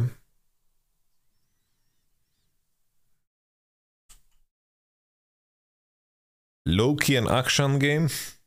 No. Definitely low-key. It's like the lowest of key. At least Caitlyn, Lux, Elise, they're very strong early. It's like blue side is very strong. Is Kenzo the best coach or is due? I think Kenzo deserves more credit than I do, for sure. If you look from outside. My toxic trait is to believe that I can be better than anybody. But from a subjective standpoint, Kenzo is better. Just looking at his track record and how intense he talks when he's on stage.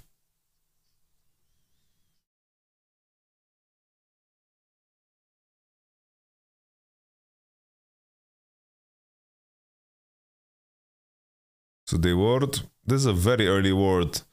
Basically, you place this ward, EDG plays this ward level 1 to see if Weibo wards. Because this Elise is going to look, he's going to sniff. Have you been to many all-you-can-eat restaurants? There's this place in Australia that I went to called Feed Me. That was like one of the best eating experiences I've had in my life. Feed Me? Let me find it. Feed Me Australia.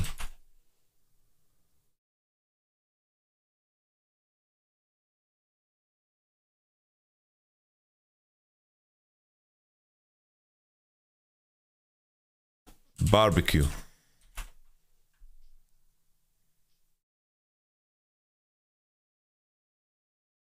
Fuck, I can't find it.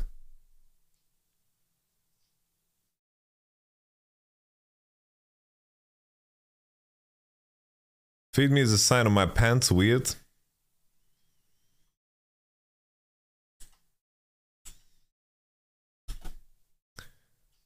That's like, gotta be careful with that nowadays.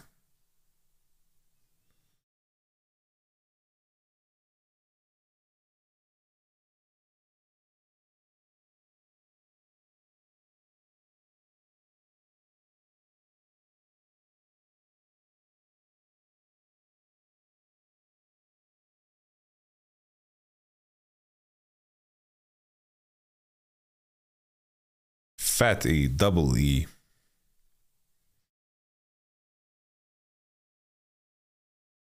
I'm pretty sure JJ is gonna do 3 camp in the bot. Just dive bot.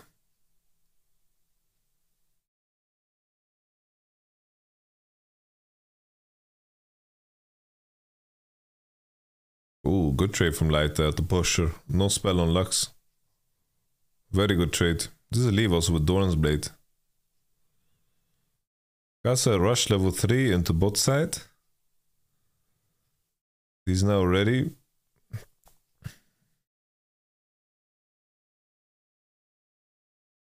Ooh. Casa avoided all of the damage here. JJ can only contest the blue. Both smite cooldowns. I think Leave has been doing fantastic. Really well. Really good.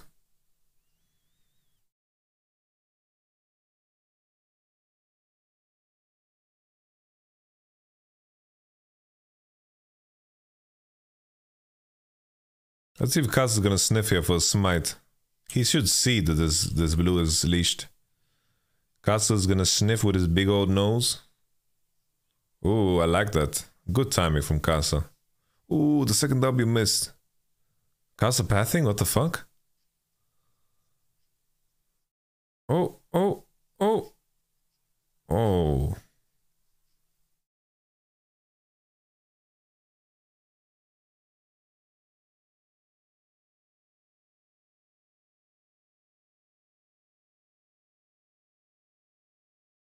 Oh, oh, oh.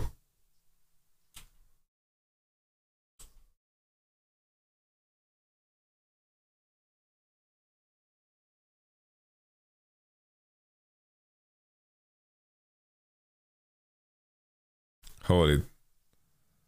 Castle with the value. Oh, fofo. Oh, Jao could have flashed better. Jao did the Yamato cannon flash. Oh. Oh. Oh. Oh, man. Okay. Yeah, this is very bad for the game, guys. Every summoner in the world is burnt. Who can convert?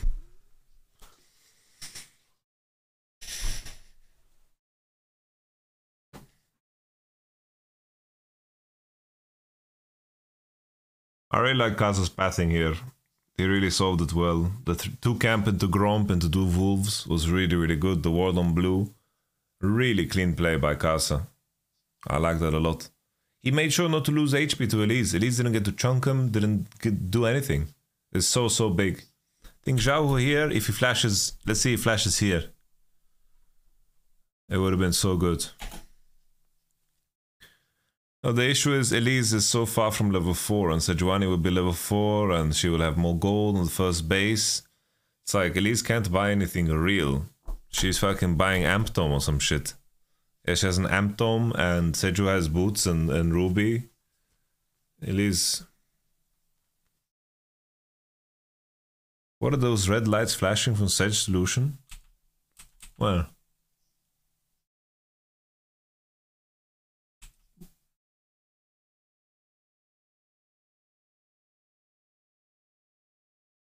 I don't fucking know actually.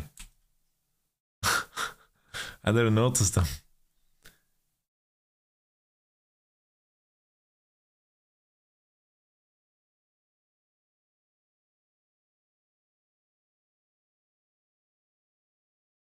Oh, it's passive, yeah. Lucian passive. True. I didn't even know that had a visual effect. That's the first time I see that.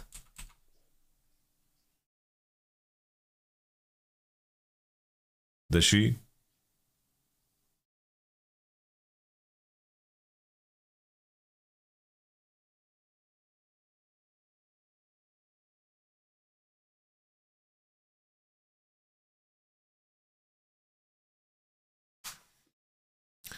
When I retire and I'm like fucking 50 plus and my children move out of my home, I'm just gonna play, hopefully, like some insane VR MMO and just smoke weed and just play this VR MMO for the rest of my days. That's my dream. That's my dream, guys.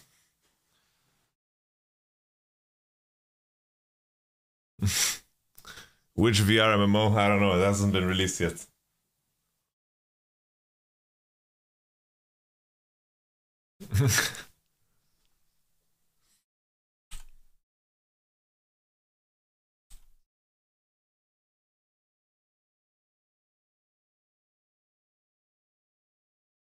Oh, Fofo didn't get 6. Oh, Fofo didn't get 6. That's so crazy. Look at that. The minion. Oh, he miscalculated it. I'm pretty sure Fofo is like 99% XP right here. Ah, that's so unfortunate, dude.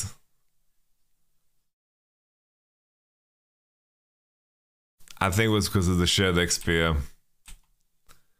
Wow. This situation is mental.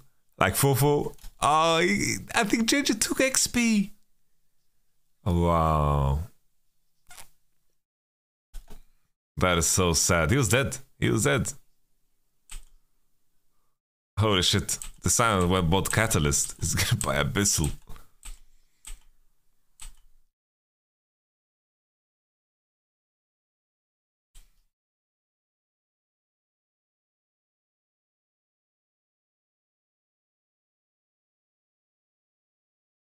Fuck guys, Azir just outskilled the whole enemy team.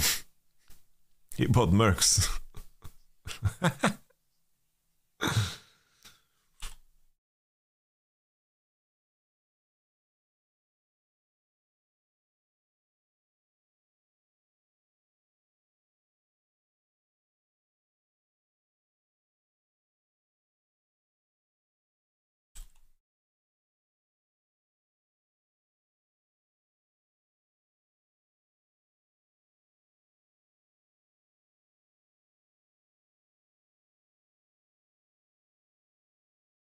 Okay.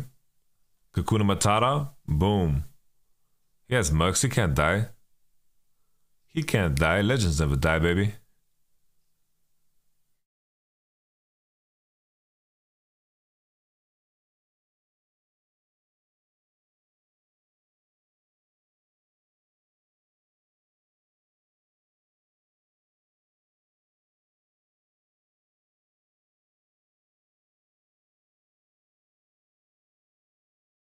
He got Ocean Drake.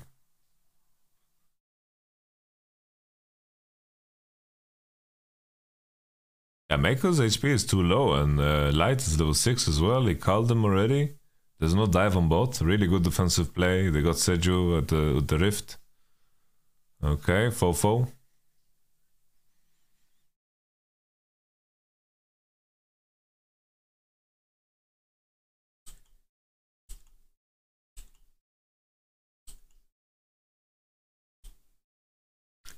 Lux is really going Lost Chapter in this game. Biggie is actually from Sweden. So this is technically Swedish music. No flash.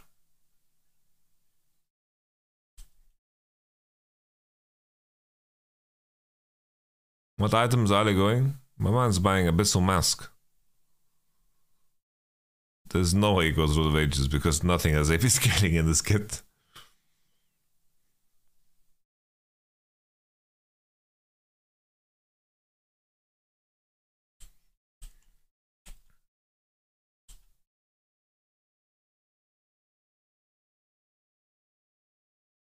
Good timing, Gank. He wants to crash the wave and just peace out.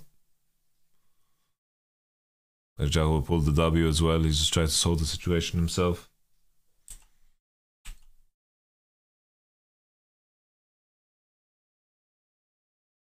Really good Abyssal buy on Sion. Yes, no, it's okay. Yeah, it's okay.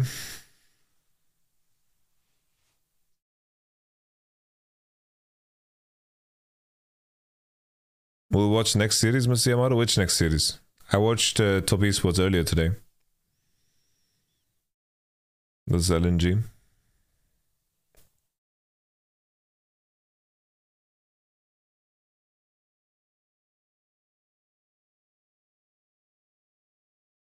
Full hover here for the Rift Herald, but the enemy is hovering too. I think this is a bit of an overcommitment, but they threw their spells on the people in the turret. Kaza Zauri.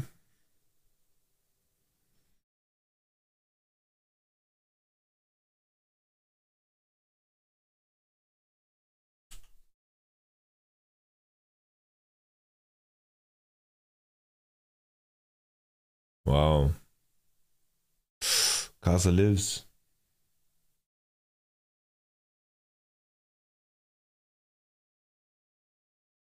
Yeah, I feel like Top Esports, I feel like they play a little bit worse in like the really big games.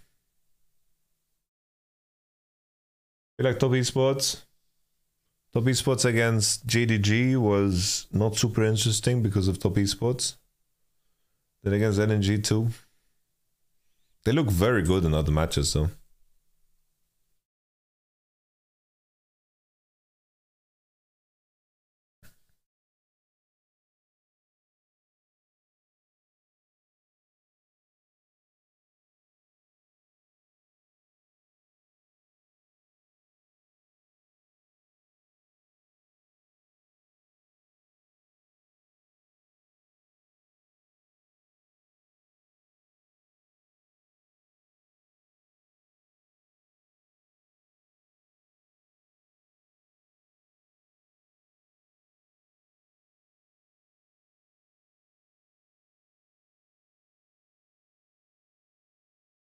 I think the labels SDK like LPL like is kind of gone, no? I think like teams are very similar to each other.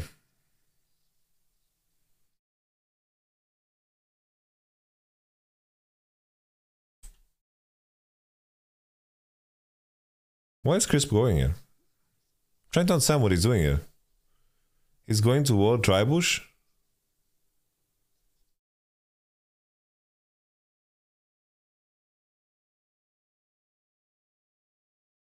Just wanted to ward, I guess, but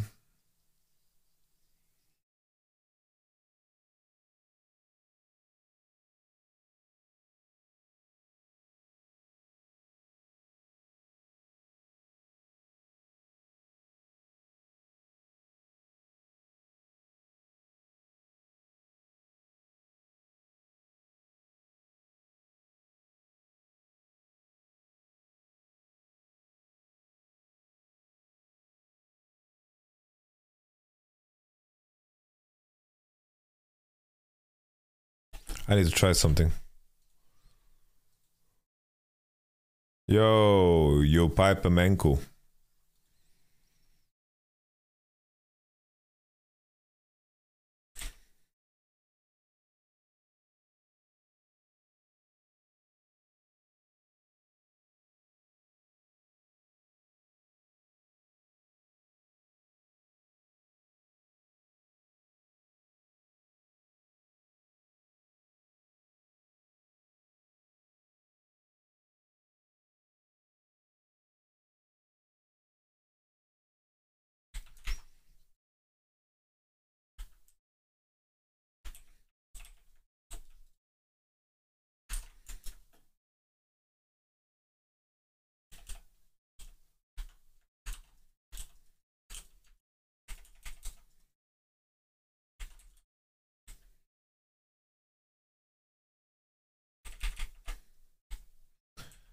So you can actually like, I don't see any Caitlyn players do this, but all of them do like always Q in the same line of the E, and I think you have to like,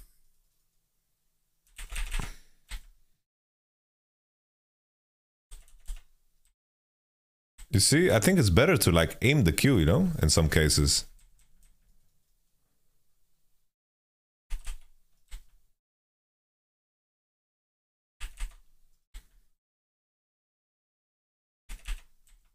So basically, I think the way you should do it is you aim like slightly to one direction. So you clip them, but you don't do it straight, you know?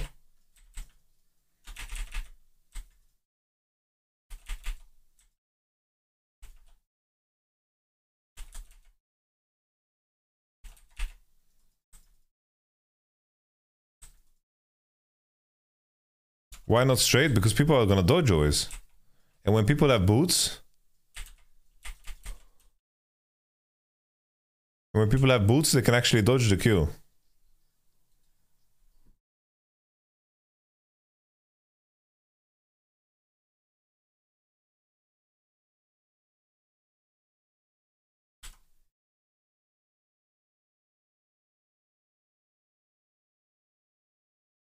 Of course you can dodge.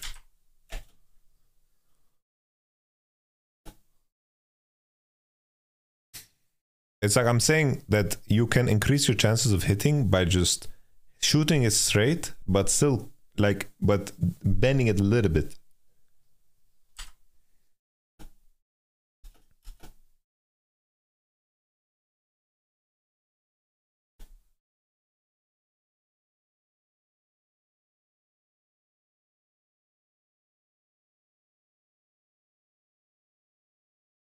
But then in a lot of cases you should EQ.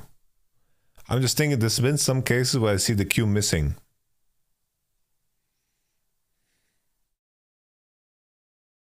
Or let's say the enemy has a dash or something like this, you know? There's definitely a lot of cases where you can EQ and you will always hit Q for sure.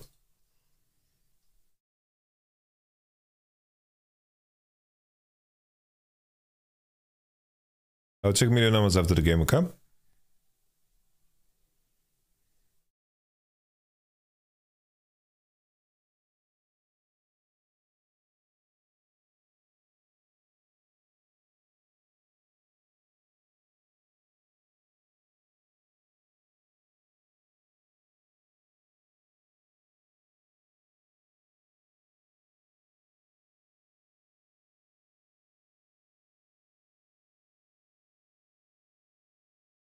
I don't like that Mako is buying. I think Mako should buy Shirelia this game. He should buy Shirelia into Mikael's. Or like buy Mikael's instantly. Like Mikael's is so game winning here. Like Mikael's gives him so much MR, he's gonna be unkillable Demon King, and they have Seju. And then Shirelia is really good to deny enemy, like any poke that Lucian wants to do.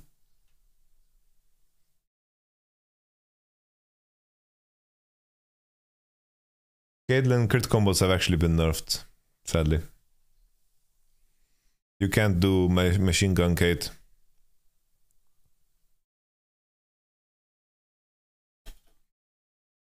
Syndra went Ludens.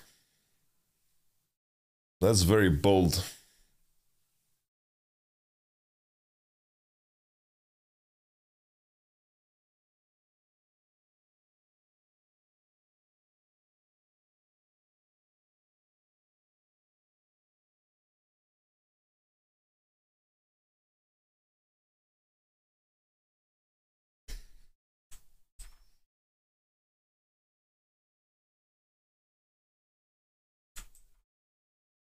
Crown's pretty bad. I think Baku was not serious, no?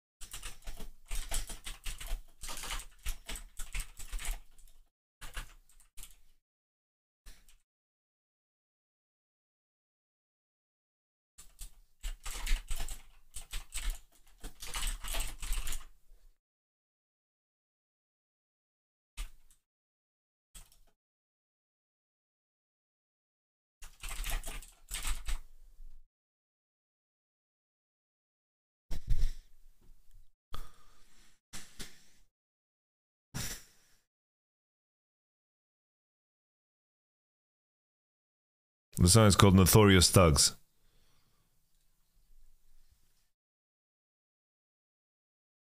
We should listen to Biggie more often, man.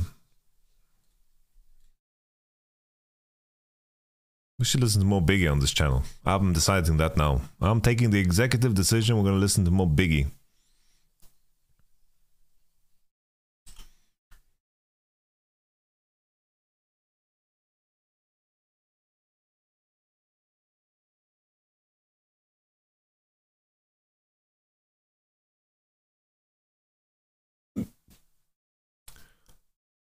No, no. Notorious.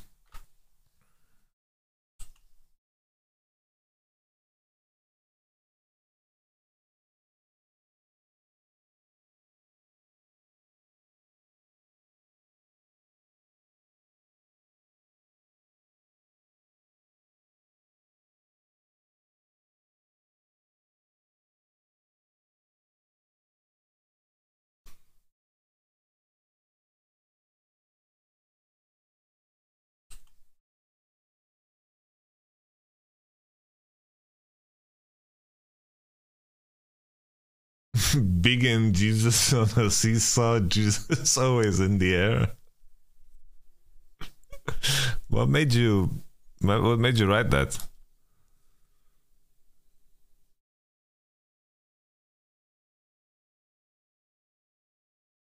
What could the Leeds have done better in the early invade if JJ was protector invade? Not much, honestly. Like the way they played it there, it's like Elise needs to sync up with Lucian Nami, because the issue is the way it works. So let me draw it for you, okay?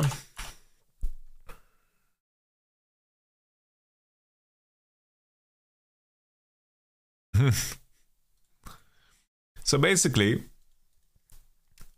the way it works on bot, so Seju did red, Raptor, Gromp, Wolves, blue. So she already took the Gromp, and this is where Elise did Raptor, red, golems, invade. By the time she arrives, Wolves are going to be gone because she's going to spend time traveling, right? So they meet at the blue, which means that she's on 12 CS and Sejuani is on 16 CS. And Sejuani warded, she warded blue, and she just plays time. And the key thing here is that wave 1, wave 2, wave 3, wave 4. The key thing about these waves is level 1, whoever wins level 1 wave is going to have prior on level 2 wave. And this is where you get level 2 bot. The unique thing about bot lane is that for entire wave 3 on this cannon wave, you are still level 2. So even in the situation where the enemy has prior on this wave,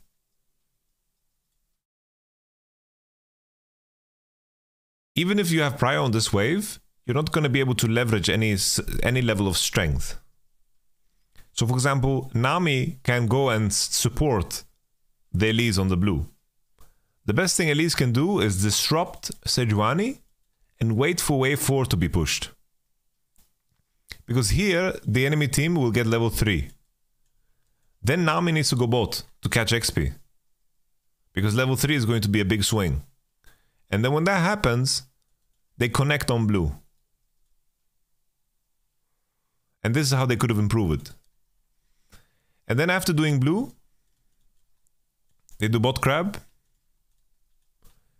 And then they end up in a situation where they're on 20 CS versus 16 CS. Right? Does that make sense?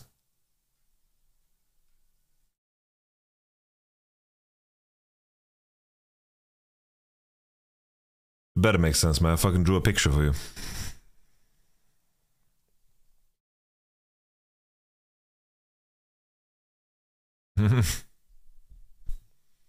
Dum dum dum dum dum dum, bum bum, dum.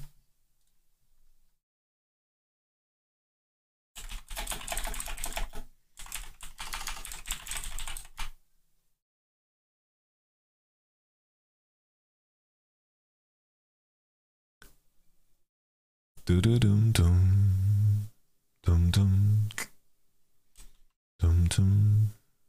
Hello, Sadaharu. Super with the week from the upsell.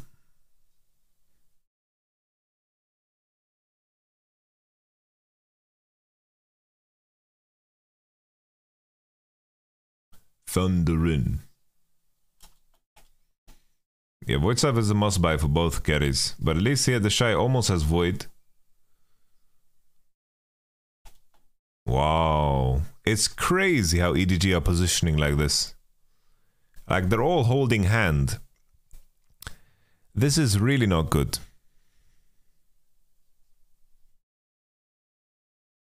But the Sejules is fucking flying that. The Sejules is definitely...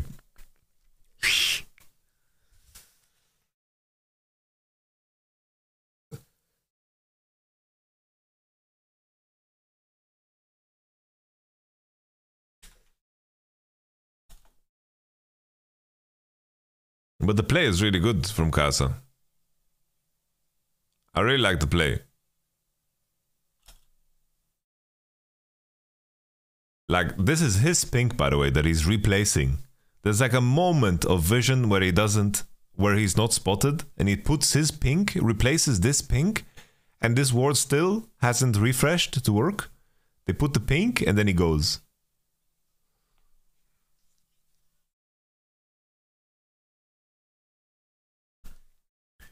But yeah, the fact that Casa misses this is kind of crazy. Not gonna lie.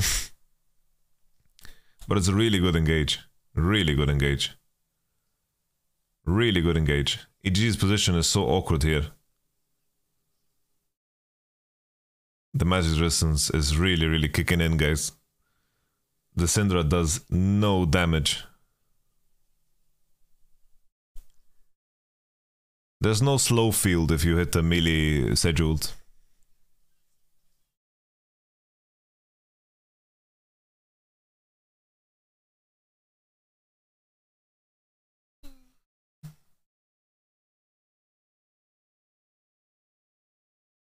Look, really cool here from Karsa though.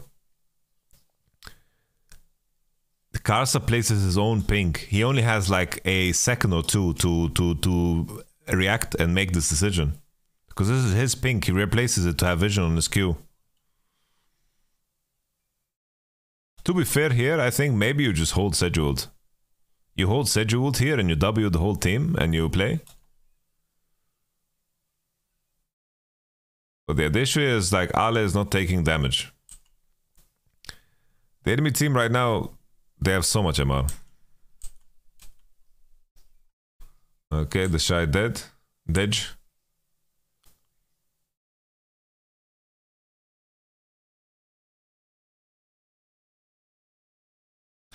No, like sure, but they're also completely magic damage, and that's a big problem.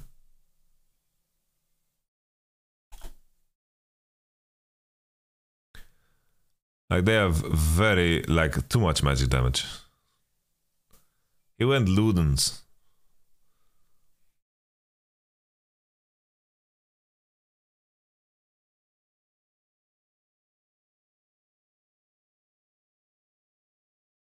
Yeah, Gwen was last pick.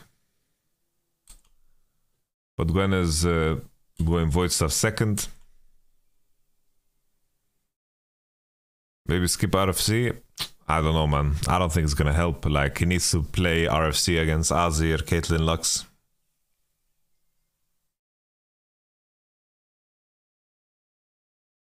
Yeah, Gwen is very strong. I think I've been talking about Sion so much, and I think Sion's input in the game is always consistent. But the issue is when champions are picked into Sion, they're gonna do more than him because your draft allows it. Gwen is one of those champions that scales so well. Gwen, to me, is one of the best scaling champions in the whole game. There's very little counterplay to what Gwen wants to do later in the game. For me, Gwen is like borderline the new Kassadin. In the past, Kassadin had zero counterplay, but they nerfed his range on his R, and you can CC him and you can kind of target him. But Gwen kind of always gets her damage off if she really wants to, right?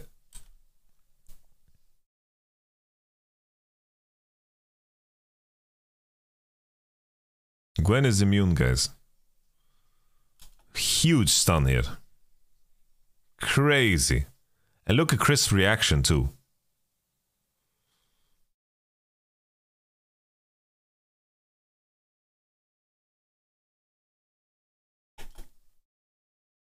The bubble didn't hit anybody.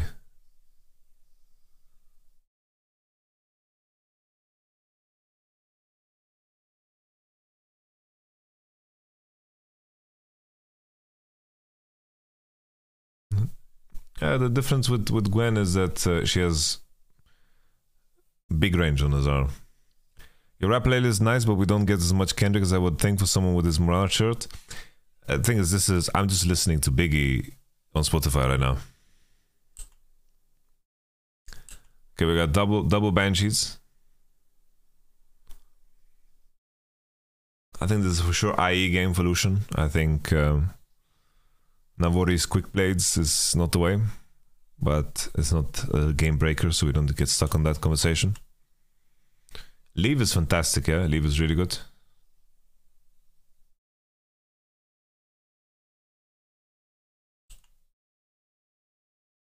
Don't disrespect Cloud Drake, guys. Cloud Soul is broken. Zhao Zhu. Shave's always called Zhao Hu, Zhao Zhu. I don't know why.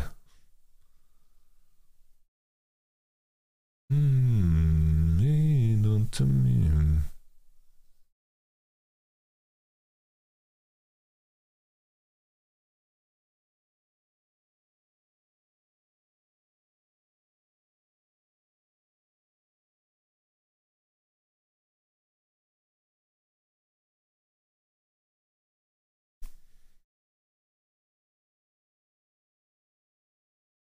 I would have to see a list of who's nominated.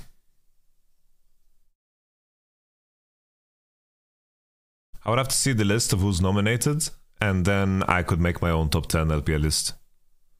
Every LPL player of all time? No, that's not true. It's only the players that have been to Worlds and have been to a finals.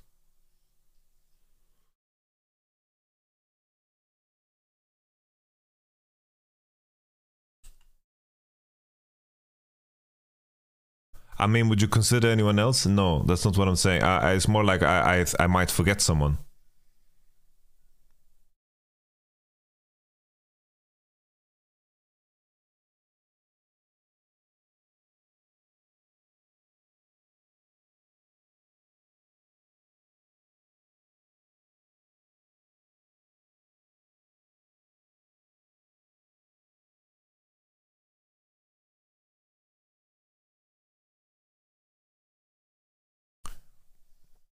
Yeah, the most important thing EDG, you know, they kept their support and jungle duo intact, right? And that is like the catalyst for gameplay, you know. They like super jungle role they dictate a lot of the macro decisions in the game because they are playing the roles that can move. All the other lanes are just playing on lanes. Jungle and support can move. They decide the flow of the macro game. And EDG are looking very crispy in that department. You want healing reduction? And I need a death cap here to show. Need a death cap, please. Need a little death cap here.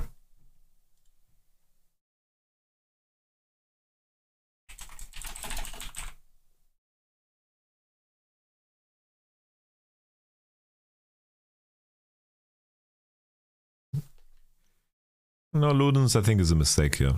Zemblanati.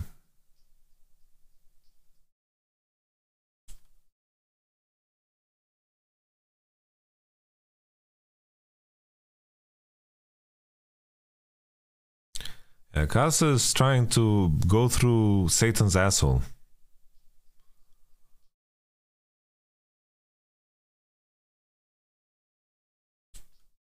Really good hold here from EDG. Castle's just trying to contest because like the enemy can legit be on Nash. They only have Syndra blue trinket and she's coming to place it. And he should probably wait for that. This is blue trinket. But Weibo's really in big trouble already here in this spot position. The Shy went Morellonomicon. That's crazy, man. He went Morellonomicon.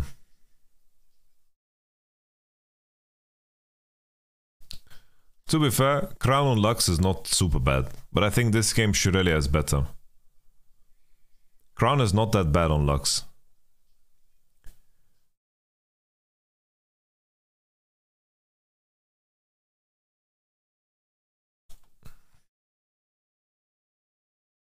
This is probably my favorite Biggie song, actually.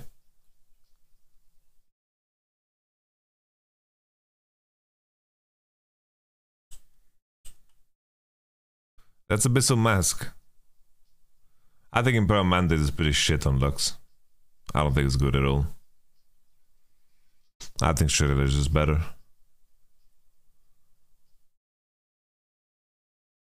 The thing that makes Crown good on Lux is that Crown has one of the best mythic passives of all time. But sure, that's true for Imperial Mandate too.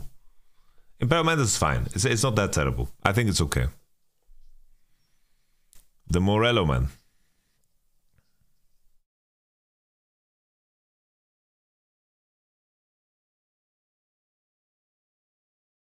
Goodness gracious.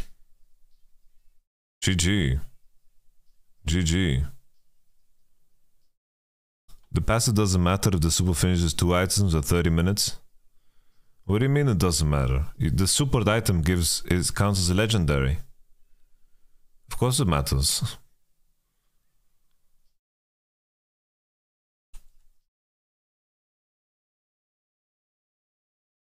Look.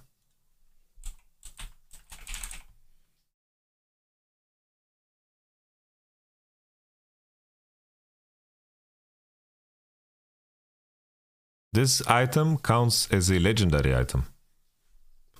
So this item, when you finish it on support, you actually get a mythic passive. 1.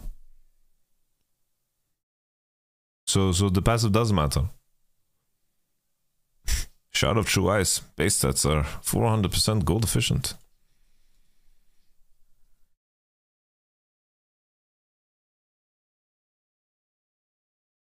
Give me the loot, give me the loot. Give me the loot, give me the loot. All good spot size.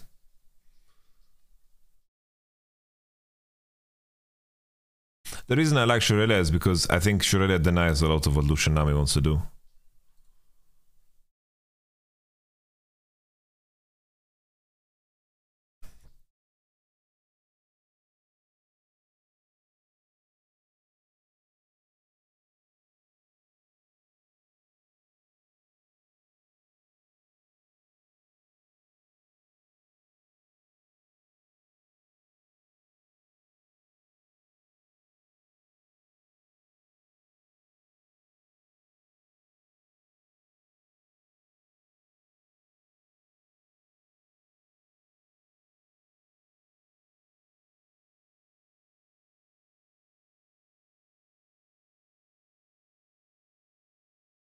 Thank you for the reviews, guys. Yeah, appreciate it, appreciate it.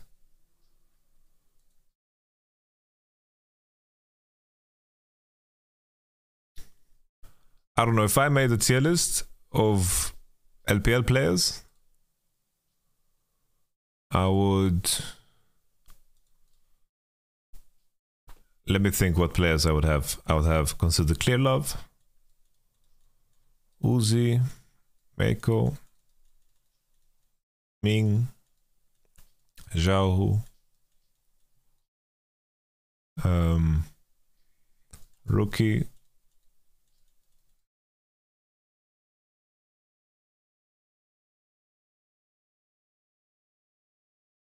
Knight, maybe, Jackie Love,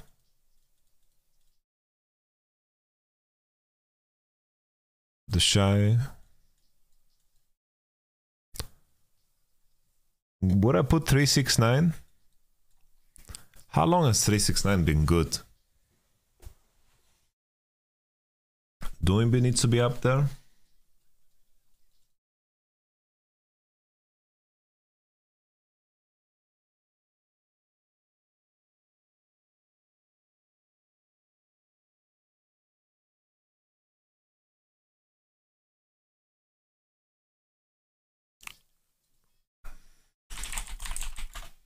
Doinby couldn't find a team that fit his ambition. Scout, honestly, Scout is a legit one. Scout has been around for a very long time. Scout is a legit shout. He's been playing in the LPL for super long.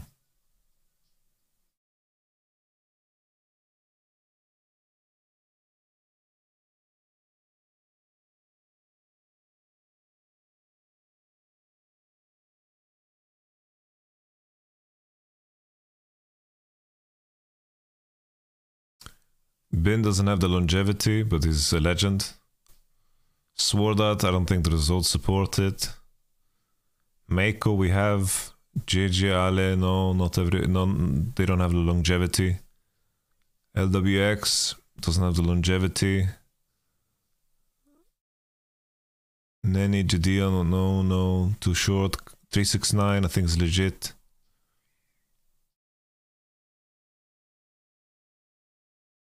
Tarzan could be in the conversation. We'll see Tarzan Scouts. I think they like edge in there, you know. Probably not Tarzan. He's really good, but doesn't have the results. Like Tarzan, he is really amazing. He's really amazing, but we can keep him there. I just don't think that. I don't think he has the longevity, but we can keep him there. No one on this team. OMG, no one on this team. PP God, doesn't have the longevity, I think. Leon doesn't have the longevity. No. Southwind, no. IG reject. Gala could be someone, but I feel like he's always been a passenger. I always feel like this man's a passenger. Has been good though. Has been really fantastic with Kaiser, Tristana, these champions. But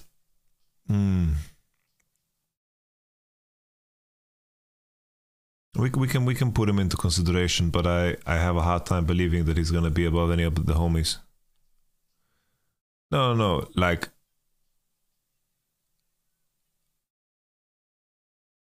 I haven't watched a lot of the RG games, the split. Rookie, Jackie Love, we have Ning, no.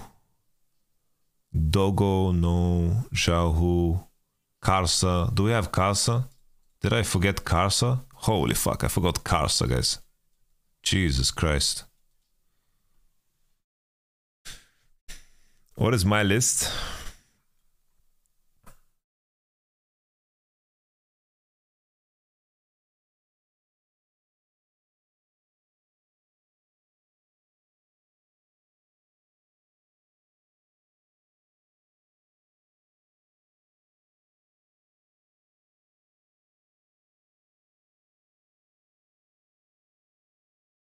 BDD? The Shy is here.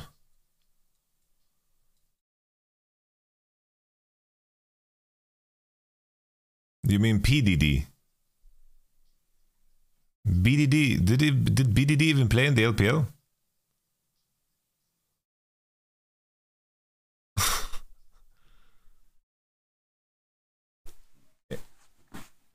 All right. You mean PDD? You guys talking about PDD, no? I think PDD played too short. There's a lot of legends that play too short. Right?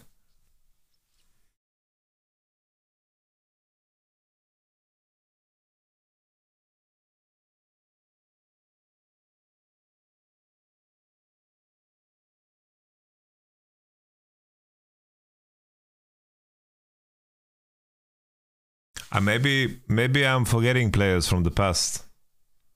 I can only like Clear Love and Uzi are the ones that stand out to me. Fuck, this doesn't show the rosters that actually won. Players by titles. Name, okay. That's an interesting shout, honestly. Name is legit, dude. I think Name needs to be up there. Pawn as well, I think he played too short in LPL. Name is definitely a player that belongs. Even though his world's performances weren't that exciting.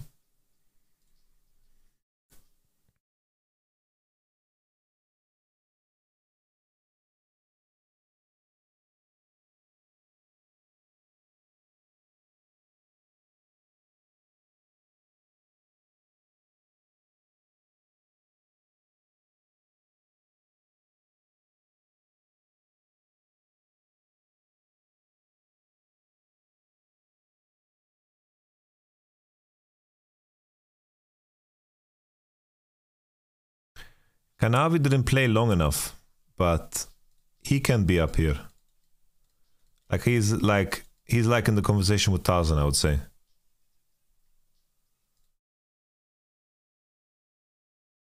Trying to remember who this player was, man. Fuck me, I don't remember this player.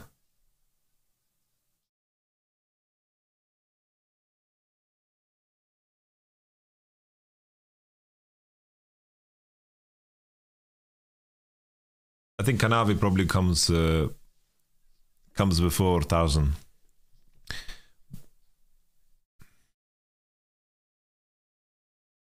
They put rookie first.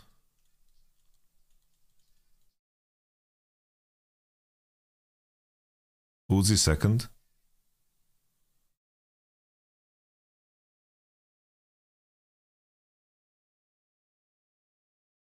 I mean, isn't Scout too low? We didn't even rate them yet.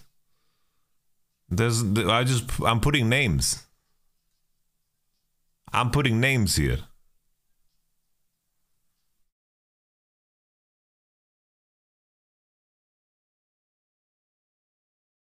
So isn't Scout too low?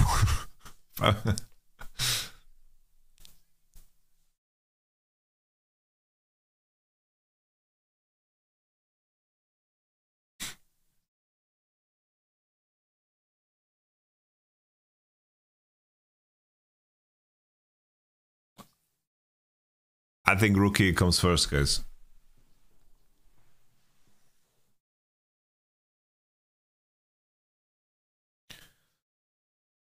Shouldn't Def be on this list? Def didn't play long enough in LPL. Wasn't he 1 year in EDG and that's it? Or how long was he in EDG? 2 years?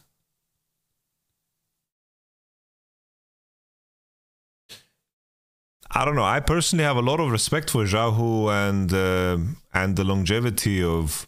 It's like now the next names needs to be Karsa, Xiaohu, it needs to be Meiko, it needs to be Ming. These guys are absolute fucking legends.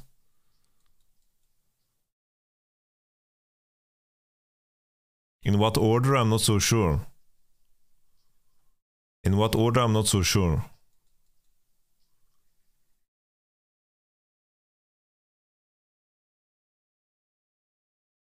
I feel Xiaohu, just because of his MSI performances, I think Xiaohu, the fact that he played two roles and has just such a legendary record. I feel like I have to go Xiaohu.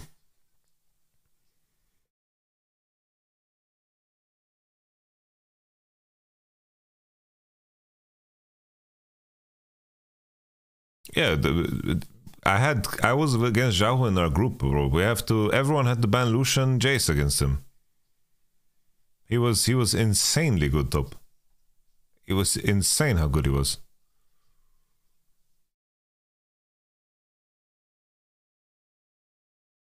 Meiko versus Ming. I think I have to put Meiko.